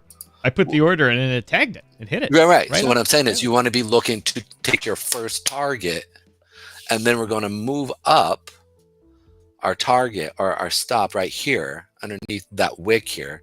And then we want to get our risk off, and all of a sudden it's a free trade. So we're going to take off 60 to 70% of that, where we're basically bringing in about, we're risking 30%, 30 to 40% of what we're doing, so that even if we're stopped out, you make money, right? And then from there, we want to see it continue up if it has a runner. All right, cool. So it's coming down here. So if you right now look at the what chart was it? The 5 minute and the 15 minute, it's still a long way from the 20 period moving average. And you know, as you tell me over time, those two have to come back together, or at least consolidate for a while. Yeah. And so that's what we're looking to capture a part of this, is from this moment here to a higher level here. Now, it's at 11 o'clock. So it's the first 5 minutes. So let's check out our hour. All right, I'm just gonna put my screen on to do a little audience interaction here right now. Yeah, absolutely. And let's go here. Let's see if there's just the usuals here anyway, so you guys know what we're talking about. But anyway, Pedro and I started talking about this up here, where my finger cuts off, and Pedro said it's going to come back down to this level here, and then turn green and bounce off that. One of the chances it could have busted through it if the volume drove it down, but if not, if everything stays about the same, it'll hit those levels and come back up. So I went in and put a trade in on our central exchange partner. You know, I couldn't go that long without talking about them. And went long. And it, sure enough, while we're talking here, it came down and kicked it down. And now I'm up 23 whole dollars. 23 whole dollars. But being up is up. Right, Pedro? Up is up. The trade worked, and if you had, did 10 times the amount of money that I put in it, then you'd be up $230. Pretty much. And this is what we're looking to base it. Now, obviously, this is a small trade, and we're looking just to get a 3-to-1, 4-to-1. I always want to take my initial risk off ASAP as soon as possible, as I can sit there and say, okay, we risked this amount. We made X amount. Let's go ahead and play off of that. And so I think it's really important, right? And if we get a runner, great. It's just more cherry to the top, right? And so that's what I look at. If we can do 20% a day, 10% a day off small accounts, right? Compound interest takes care of itself. And it's where we're going to play with major coins. So you can sit there and say, okay, like one day we may pick Crow. If Crow's moving, let's say we have 6 or 7 things that are moving that day, right? Let's say it's Crow, it's XRP. Let's say it's Doge, and one's going up, one's going down, and we're trying to play both areas, right? Well, it's important where I can sit there and say, all right, guys, we got $100 to play with. We're going to take $20. We're going to risk $20 for each play, and then because of the market and how it moves, we can sit there and maybe 3 out of 5 of those go our way, where we get a 2-to-1, 3-to-1. And or let's say like this. Let's say we'll do the opposite. Let's say 3 don't go our way and we lose $60. But out of the 2 that go our way, we make a 1-to-1, 1, okay? And then that runs, let's say, another 40%. And the other one, we make a 4-to-1, a 5-to-1 ratio, which is going to be better. Trust me. I'd rather check, say, the worst situation that could happen, right? And then watch it go the other way. And so if that same sense, you make your money off of that 1 or 2 trades, and the other 3 go, you break even. So that, exactly, like, boom. So this is where we're playing here. We're going to, like I said, we should already been right here. Be at a 1-to-1 ratio here. We would have moved our risk up here, which I always talk about with you guys here. You rest move. That's Tennessee whiskey. Sorry. Tennessee whiskey. Come on, You Papa. sure the song's not Kentucky whiskey? I love Kentucky, baby. Boom. So you can see here, this is a 1-to-1 ratio that we're playing off of right here. And I want to see it kind of come up to that 1-to-4, which would be nice right here. Oh, it's 1-to-5. But that 1-to-1, that risk should have been brought up, guys. So our stop is right here underneath this.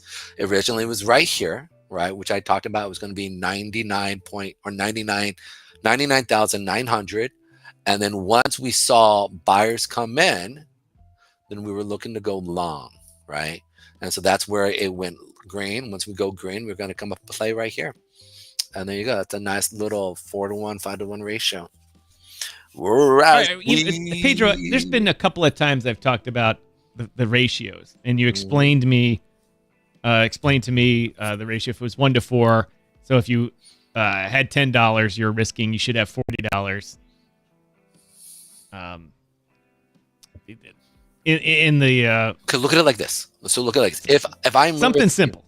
Yes. If I am going to risk $100. How do you mean risk? That start with that. What do you mean so risk? You're going to put $100 on the table? So if I have a trade, right? Okay, and I want to get in right here at that purple line. Okay, in my account I have 1,000. I'm going to take 100 out of that 1,000, and I'm going to put it into the actual trade. And I'm going to sit there and say, my $100, I want to get out at this point right here where this red line is. And so when you will have lost that 100 then. Yes. This is where that's your acceptable risk. That is my acceptable risk. Okay. And my goal is to get a 4-to-1 ratio, meaning my risk is right here. And I want to, so we'll sit there and we'll use this as a simple. Okay. Does that mean turn your $100 into 400? Yes, sir. Yes, exactly. Okay. And so you're doing that with leverage. Yes. But it's you're not doing it with leverage. It's just the movement we're risking from here. Well, you can't do that in the spot market. Okay. I mean, you can turn $100 into $400 on the spot market if the price 4x's, but Bitcoin doesn't 4x. So I guess there's a disconnect in my mind somewhere there on how that works. So I guess if I'm risking $100 here and I want it to go to this point right here, my risk. So I guess this is where I guess we need to play, because I trade traditional futures, right? So I guess I need to play with their system here. And so from this moment on, if I'm risking $100, I would expect for this thing to push up. I guess the leverage then would be what would that be then? If I'm risking 100 and I want to see it get up to that 8 here. Oh, I couldn't tell you off the top of my head, because you have to do the math on the calculation on it. You know, how many times, 1 time leverage, 100 times leverage. You know, so if you did 10 times leverage, that your $100 would grab, it would be like taking 10 $1,000 contracts, you know, on a futures market. You know, it would be 10 of them. It would be, you know, that's what leverage in crypto perpetuals. Just think number of contracts in futures markets. So if you do 2x leverage, 2 times leverage, it means you essentially are buying 2 contracts for your $100, and so you can effectuate $200 worth of, like this trade. Let me go back to this trade. Where did my great machine go here? So let me finish. While you're doing that, so the thing was, I said, all right, once we start to see it push up here, we want to then move our risk, our stop, underneath this candle right here. Right?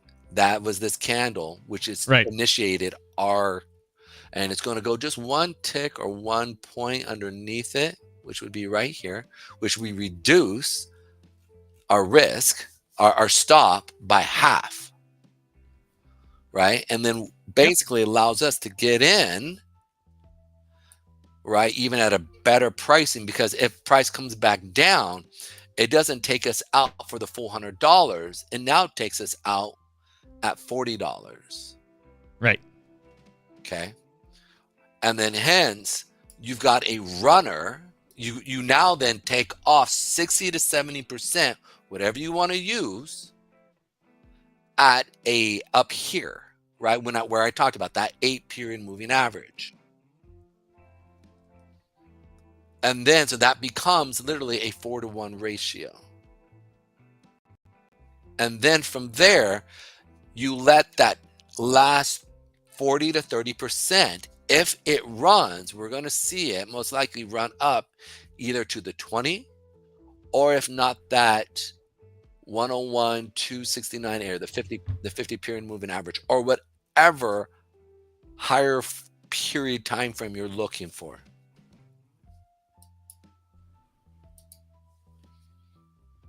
And then so we have 5 or 6 trades like this, and we look and we scan for, and then from there we play that, and then you guys do what you guys do. All right, so here's the example that I'm using on BidFi's platform here. Let's let it come up here. So down here in the, where you can't really see, let me pull this off here.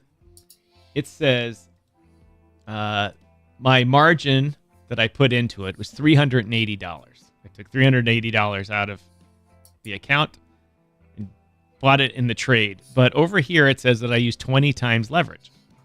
So in the quantity, the actual amount of dollars you have put into the market was 20 times your margin. So it's 380 times 20, so 7,600 of BidFi's money. And so now your price movement is based on that $7,600. And so I've done a 20-to-1, of BidFi's money here. I'm willing to risk $380 of it in order to get the effect of actually putting 7,600 in the market. And it's just like, a futures contract. One contract represents, depending on what you're trading, one contract represents either 5 of something, or 5, or 10, I can't remember what the term is in the futures markets. It represents 10 times. Like when you buy one crude oil contract, you're not buying, 1 barrel of oil. It's, whatever, it's a lot. And so there's leverage. There's leverage built into futures contracts, but in the crypto perpetuals, you can fine tune them for each single trade. It's kind of a crappy way of explaining it, I guess. Let's see. You guys crack me up. Troublesome says, off to fiat, mine the fiat, navigating the American healthcare system, Chuck says. Oh, I didn't put the comment up there. My comment machine was off. Off to the fiat mines, navigating the American healthcare system. South Park reference, if you haven't seen that episode. I have not seen that episode.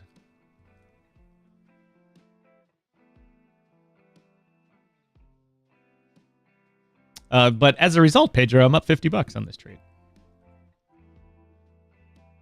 If you're talking, you're on mute. Yay! Woo! And here's the thing.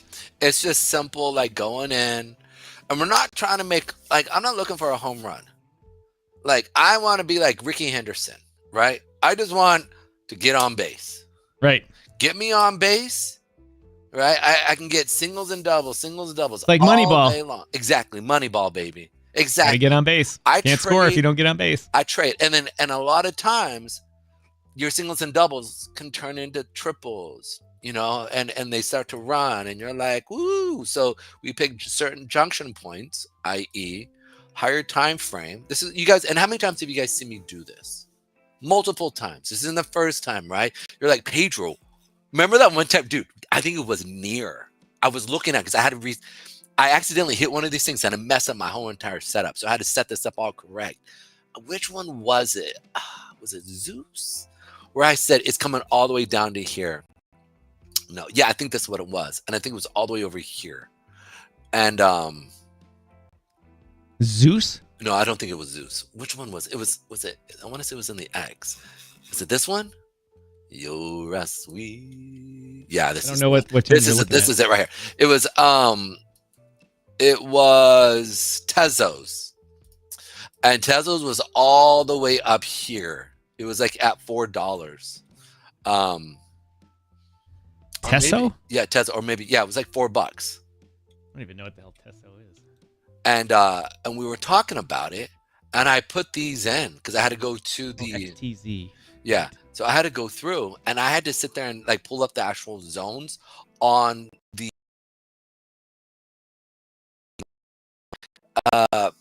market cap. What was it? Coin market cap. That's what it is. And so I was sitting there, I had to go find the actual real zones, right? And so that was back here of last year when we first started really working together. And you were like, dude, is it really going to come all the way down? I go, yeah, it is. And it was the first time I really had to go through and find the real zones, right? And I remember it hit here, like we came down to this level, and you're like, holy shit, it really did come down there. And then, but you forgot about that. And then I said, here's our zone. We should see it continue down into these lower levels here, right? And boom, now it's starting to pick up. So I use this because these are like, you perfectly have coined what I look for. I look for where real buyers are sitting at, real liquidity is sitting at, and where they're going to most likely see a push. These are institutional plays, especially when you start to get in on these smaller plays. They don't know what's going to take off, so they're getting in everything. And they have a limited amount of money to get into the markets. So this is really important as a trading aspect, as we're looking to get in. Like we leave bags. We don't know. $10 bag at a $100,000, $200,000, $300,000 coin, right? Where we leave 20%. If it hits a billy, right? It's like, yeah, right? That's $100,000. Even though it may be a $10 bag or a $5 bag at 100,000. Like $5,000, $10,000. If it sends, it sends. That's why you always leave dust in the bag.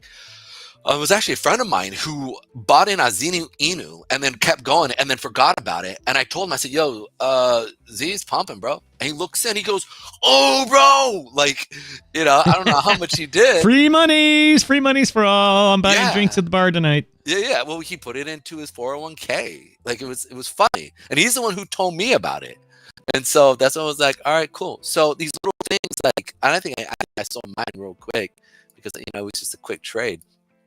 And I think I had $2 in it or whatever, but it's still one of those things that as it moves. But that's why I'm trying to help you guys out here, right? Like, boom, right? We leave in X amount of money for these smaller plays, and then for these big plays, we make 4 to 1s, 5 to 1, singles and doubles, and then we get a triple where it runs, boom, right? We leave that 30% in it to see if it runs and it wants to get up and go, right?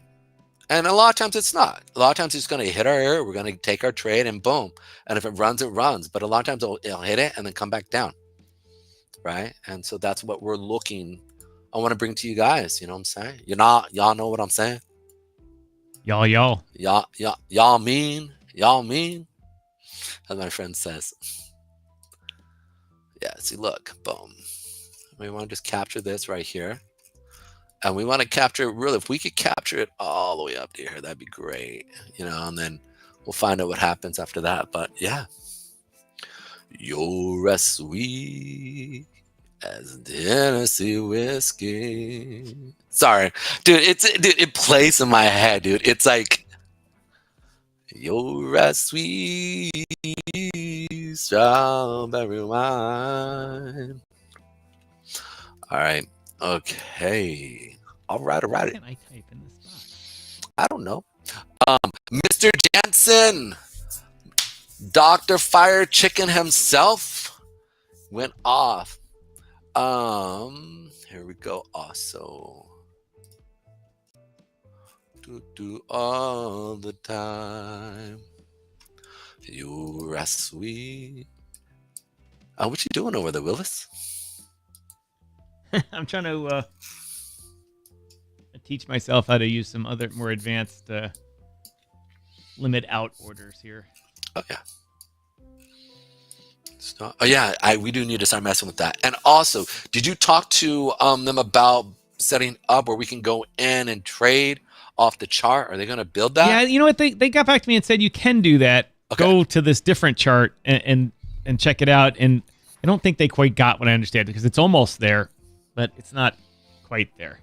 They need to get that taken care of. We need to sit down and talk. I need to sit down and talk with their guys. I'm closer to it with them and getting them to understand what I'm talking. Let me sit down with their devs and talk to them on what they need. I need two things. They all living in central China. It doesn't matter. I know they have a person who's in English who can communicate with them. They can translate what I'm trying to sit there and say. Because this isn't difficult. Any major trading platform has this. Like, I don't understand why they can't figure this out. Like, and here's the thing. You set this up, right? I can sit there and say, hey, it's easy trading here. Right? And all of a sudden, we can sit there and play. You know what I'm saying? But if there's know what you're saying. You know what I'm saying? Y'all know what I mean? I mean, you've had to sit there now for almost 10 minutes now and sit there and play. Okay, you're sitting there trying to do your targets correctly and hoping that, you know, whereas you should be able just to grab the screen, the play itself and move it back and forth quickly. Or take a dome and move the dome quickly. Right. What I was trying to do was trying to set up two different trades so that it was a partial position out. So as soon as it hits that level, you're out 60%. Yeah. And then once it gets another one, take half of what's left out and then let the rest ride. Got it. Yeah. Ride the run, and while moving your stop up. Look at that! It just hit one of them. Mm-hmm. That's Tennessee whiskey. It's coming up to that 20. A nice little area right here, pulling down first. That's good. So Tennessee whiskey. And then we're going to see that 15-minute now. We're hitting the 15-minute. We're tapping around. What time is it right now? How much time do I got left? 3 minutes. That's good. I want to see it close about right here, though. I want to see it close about that on that 15-minute 100,000. Yeah, this is the area we want to see it close. If not a little bit higher. If I honestly, that right there would be the sweet spot. The little baby wick right up on top on the seller wick. That's how we want to see it play off that 15-minute. And then this will be the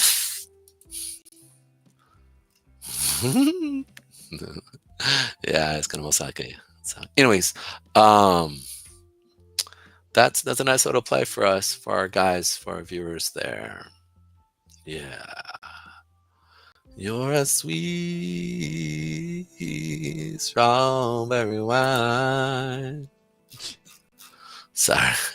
It just literally plays in the back of my head. I don't know why it does. I used to find my love in all the same places.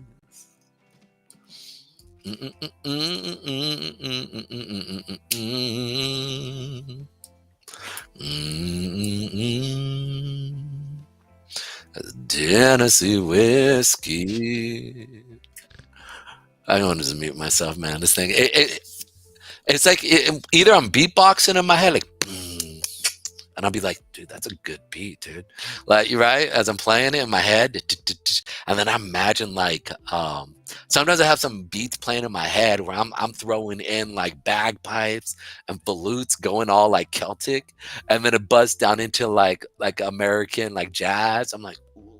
And I'm like, what is wrong with me, dude? And I'm like sitting there walking or I'm running, right, as this stuff is playing in my head, you know. Yeah, I don't know why. All right, what are the moving averages saying in the next 5 minutes here? Where are we at on ES or not ES? Sorry, part of this trade out here. Yeah, so we hit the 20, so we're coming back down on that 5 minute.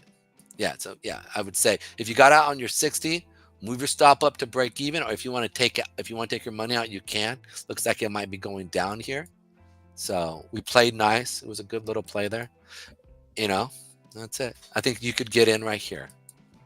We're just about to, it's starting to take some profit off here. Wow, I got two really bad fills there. Oh my God. What? Oh, that was a fee. I was like, wow. Why is there a fee? They dinged us? No, they charge you a fee, and then you get another line saying rebated fee. So is that going to be a normal thing where they charge our people a higher fee? Yeah, you get a fee charge, and then your percentage that you get the discount, you get another credit for that. How often does that actually happen? I mean, when do we run out on that discount? When do we run out with every trade? For an indefinite? I don't know what you're talking about. Meaning, if let's say 2 years down the road, right, we run out of the fee discount. You don't run. What? That's what I'm trying to find out. Whatever. Let's go ahead and go to the 30-minute now. We want to see this thing come down here first. Good, nice. Samo places. All right, so we can probably most likely sit there and see. And we did end up green. We finished green here. So it's a good sign that we're probably going to blow through this area here.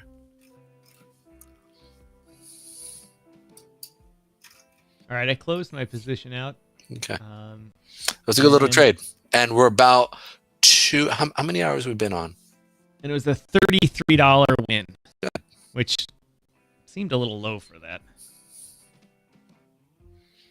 We've been on about almost 2 hours, Pedro. So I think we've wrapped it up here. Yep. All right, guys. Thank you so much for coming in today. We talked about some fun stuff about Bitcoin, what's actually happening.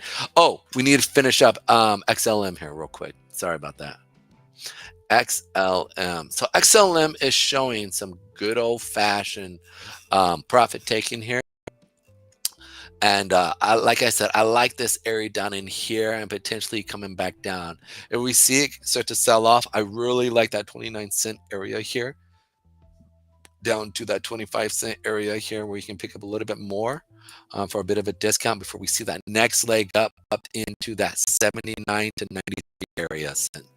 So you can be able to hopefully pick up 1/3 of the price so we can get a 3x right there. So it'll be nice, hopefully. Stellar now at a $14 billion market cap. Just the market cap just racing up over the past few days. Oh, yeah. Doom, doom, doom, doom. Doom, doom, doom, doom. Alrighty. XLM. So that's where I want to finish off there. Shout out to you XLM fams over there. Yeah, it's in a nutshell. VET heard was getting going. So somebody shot me a thing real quick on VET. Vet. Boom. Missed Jesus today. Poor Lucifer must have been at the car dealership. I know. The dealer auctions. Lucifer. Imagine if you actually named your kid literally Jesus Lucifer. That'd be funny, dude. You're just like, what do you say that you go to school? Your name is what's your name? My name is Jesus Lucifer Garcia Jr. They'd be like, get out. They'd be like Junior. Out. No, you got to put Junior, right? Because it's like you got two. Anyways, it's bad. Yeah, it's funny. And yeah, everything's kind of pulling back here. We're seeing Bitcoin starting to rally there, so we should see this kind of come back down, money flow back into that. I gotta look for my next trade in Bitcoin here now. What's up, man? What's up, bud? I don't know why I called you Pedro. Thanks, Pedro. That was weird, dude. What's up, bud? What'd you say? I said I gotta look for the next trade in Bitcoin here now. Oh, well, should be able. We want to see it come down on this 30-minute, and then from the 30-minute, I personally like Decentraland. Right, personally, because you can actually get in here. Can you trade Decentraland over there? Mana? Yeah, Mana. I'm guessing. Bless you, Miss Striking. Pedro says, "Bless you, Mrs. Striking." You're welcome, man. Let me check the futures, the perps. Yes, you can trade it. Is it pretty liquid? I wouldn't be able to tell. Let's see. The amounts. I'm on the 5-minute tick, and it's the volume is running. Let's see how I'm early. I'm late in the tick. It's running. Where are we here? It's the averages between $500,000 and $300,000 in per tick in the 5 minute. I don't know what that means. I don't know I don't know how to measure liquidity. So every cent or at every price point, if you look at, are there real buyers and sellers happening on every time? So every time it moves up, are there how many buyers and sellers are meeting price? I don't know how to determine that. Yeah, I'm gonna have to call these guys up. You're gonna have to put me in touch with them, and we got to work this out because it's like I mean, generally, I determine if a market's liquid or not by when I put in a stop order and it hits it, if I get everything at that price. Yeah. But if it hits, if you get like 6 trades to fill a small order, then you go, it's not so liquid. Like on the Bitcoin futures thing, every order is pretty much hit in one trade. Like you hit, because obviously I'm not doing $1 million orders here. I'm doing small orders. So, you only get one transaction. On the markets that are not liquid, and you put in, say, an order to sell 1,000 units, you'll get, 250 units at this price, another 200 at this price, 73 at this price. You hit the order book and run a couple of lines on the order book. But I have never traded this, so I can't tell. Maybe I'll put it in trade. And what's Mana going to do? Tell me, Pedro. Tell me what it's going to do. We should see Mana come back up into these higher levels here. In what time frame? We're talking probably the next hour, 2 hours. You can no, that you're talking about the next 2 weeks. No, this is a 5-minute chart. So this was this evening, or this is this morning, right? This yesterday afternoon they shot it up, brought it back down to push it back up, and so that's why I'm looking for the next leg up on Mana here, which we should see it push up to that highs of 85, 86 cents here. Starting to see volume kind of step back into it as it moves up. So, or like this is what I'm saying. So these are the plays. So as Bitcoin is pumping, right, we want to capture things as a trader to be moving. So let's go right here. Boom. So if this goes down and we see Mana going up, when Bitcoin goes back up, this should really exacerbate the move here of it moving up. Decentraland, $1.4 billion in market cap, 648 million of it traded in the past 24 hours. How about that? Yeah, so it looks like there's definitely people who want to play there. And that's what we're always looking to see is where do they have so with a ton of their volume, right, or a ton of their products, I want to sit there and say which one has the most volume being traded. And I can sit there quickly and say, okay, these 3 here out of the 50, these 3 have the most volume being traded this day. So that means that's where institutions are playing, right? So you can quickly get in, get out on your trades. Let's see, volume. Okay, well, you can sort their lists by volume in past 24 hours. Yeah, and so what I do is then I go through and I look and I go, okay, are they just getting out of an area, or are they just getting in an area, right? And so you can sit there and play off of that. Here's a good example on this platform that the past 24 hours, the highest traded is Sui at 6 billion, Monero at 781 million. That was the other one we're going to go next. BTC is 385 million, Pepe 195. See, I assumed that BTC would be their most liquid market, but it is not. You want to look at the liquid markets of getting in and getting out. Yeah, Sui, XMR, BTC, Pepe, Doge, HBAR, Ondo. What's Ondo at? 1.7. Ondo. I bought that at 20 cents. Sand, ENA, ETH, Not, then Ton, then Safe, then Render, Gala, Tau, XRP, SHIB, Reserve Rights. I don't even know what that is. Open Loot, SEI, Jupiter. That's all I've. And this is in their spot markets. I'm sorry, I didn't in their perpetual markets. Yeah, so I'm expecting Monero to pick up. We were talking about this in the Breakfast Club. I was letting Zach know, like, look, man, that we're going to start seeing institutions start to get involved in this because of now the legislation is now getting their hands slapped for overstepping itself. So, and I think it was last week when it was Christmas, or when was Thanksgiving? I think it was Thursday. Wednesday was getting ready. Then, so it was Tuesday. It was Tuesday last week. So Thursday, Tuesday here. So it was around here when we were looking at that 159 area.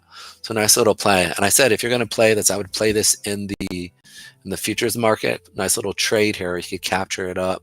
And so some of these we'll sit there and you'll be able to play it for like a couple days, right? Where you put in, $100, give yourself a big risk right there, right?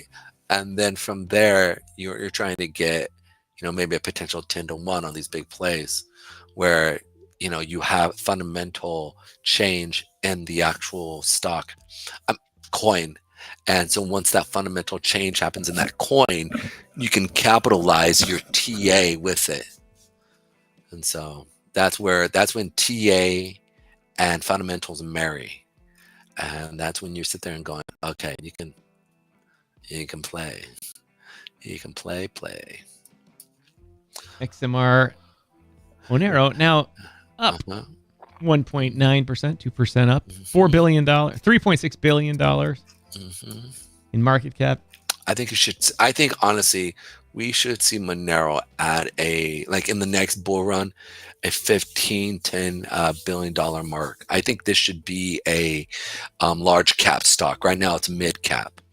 I think this should be a large cap coin here. I keep saying stock. I'm sorry, guys. And so this is where I would expect to see another pick or a peak of that 217 area at least, potentially even higher. We want to wait and see. I can't see the volume here on this though. This is what makes me mad because they hide it. But we should be able to see that on the futures with Betty. I'm gonna start calling him Betty. Betty. On Betty. All right. So there's a bunch of people still on Rumble watching this. Thank you. What's up, guys? Watching it. Definitely. Glad to have all you guys. You guys rock the mic. Whoop whoop. Shout out. Pedro, back to you're talking about that there was likely a good trade coming up on Mana. Yeah. And I can trade it in the perpetuals on BitFi. So what do you think that trade's going to be? And I'll keep an eye on it. All right. So what we want to see is this kind of peruse down here. So this right here is what I kind of want to see. This right here. I want to see it hit that 8 period. I want to see that 8 period come and tap it.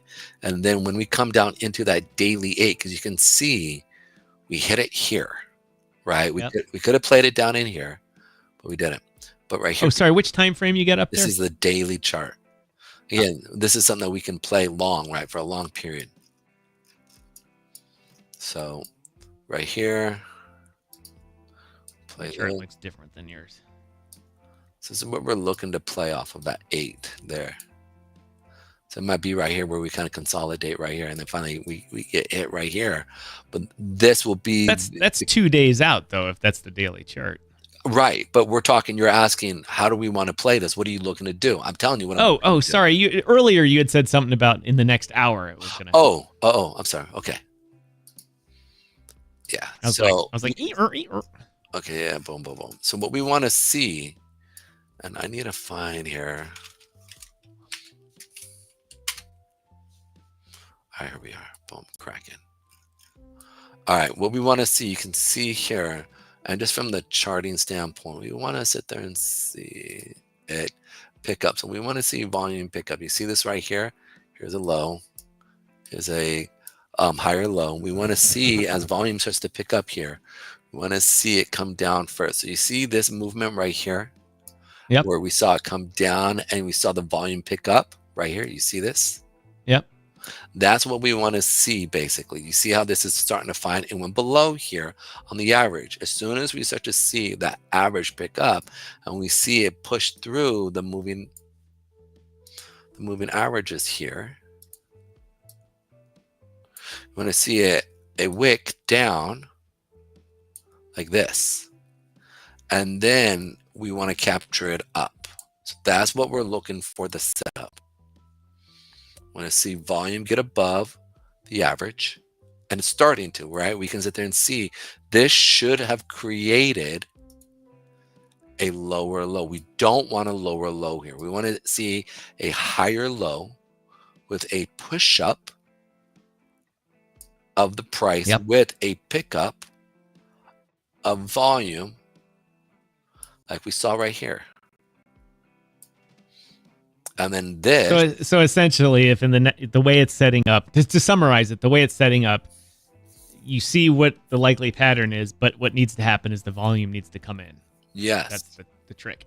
That's the trick, is we need to see it step in so that we can play that. Like I said, an hour or two. And if this does, okay, because it will set up right, we should see it create a new high, which would be, and I was pointing this out, boom, boom, boom, boom, boom. Then it came down to an area right here, okay, consolidated. And now we should see something similar to that. And this is what you're going to most likely see.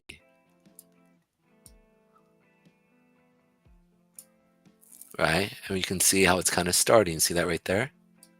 Yep. Pick up in volume, which is similar to what you're seeing here. Kind of like what you saw right here. Right? And it's the same idea. We want to sit there and see this come up, come back down, and then boom. I've been really trying not to show phallic symbols and trying to be You're doing a much better job. Yeah, I've been literally been trying. The Egyptian pyramids are much better. Yeah, I'm like, look, and then like I look back. I've been watching those videos, looking back, going, that looks so dumb. How am I not conscious of that? And then so I'm like, okay, how do I need to do this?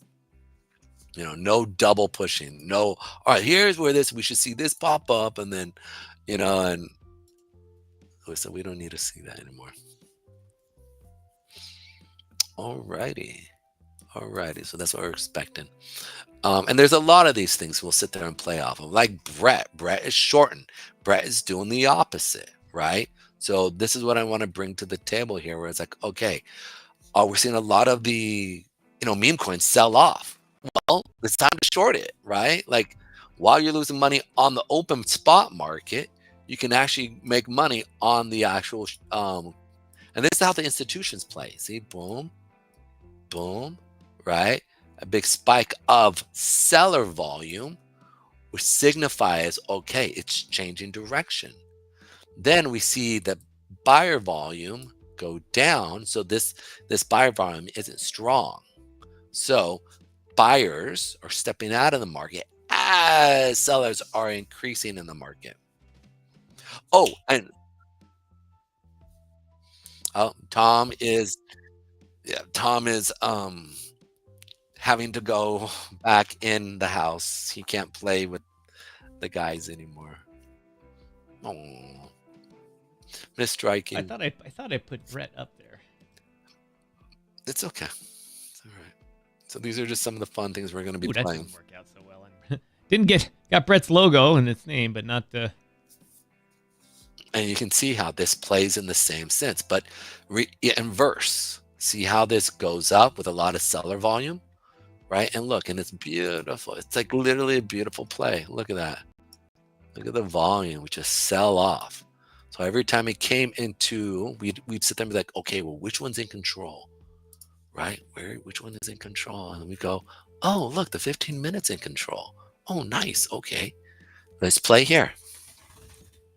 Or what's going on with the 30-minute, or however you want to play, right? Well, their volume, Brett's volume has gone down a lot. There's just people holding out forever. Well, here's the thing. Brett is that's why we have the futures. So also we can trade the future market of that and go short, right? Because we know that people are removing removing. Anyways, you got to go, and I don't want to keep it going. So thank you guys so much for coming in today. We appreciate every one of you guys. You guys over at Rumble, thank you so much for coming in to us. Really appreciate it. We're going to be going over a lot of this stuff for you guys, and this is going to be at the beginning of the year, where once I know that that Trump gets in and his plans that he wants to do are really going to be enacted, and we see it, then hey, I'm open. I don't got to worry about having somebody come and knock on my door and say, hey, yeah, everything that you built is gone. Sorry. We don't need that. All right, ladies and gentlemen, let's get the, as they say, let's get the old kick tracks running here. Oh, yeah. There we go. Uh-huh.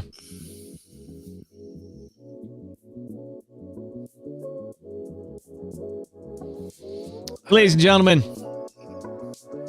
Elvis has left the building. For now.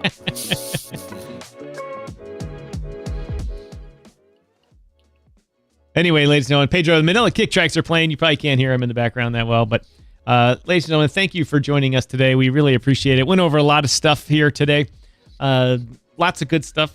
As you can see, we're trying to practice our daily trading skills here, and it turned out okay. I put $33 in the P&L statement. Works out fine. Works out to be about $10 an hour for working on this show. Hey, sooner or later it's going to pick up. Compound interest takes care of itself. Let's go out with doing the Donald Trump dance. Anyway, ladies and gentlemen, my name is Tom, otherwise known as Striking. We'll see you tomorrow on Full A Rant of Friday. Come so be on, there. guys. It'll be fun. Oh, forgot to mention the the set that we're doing.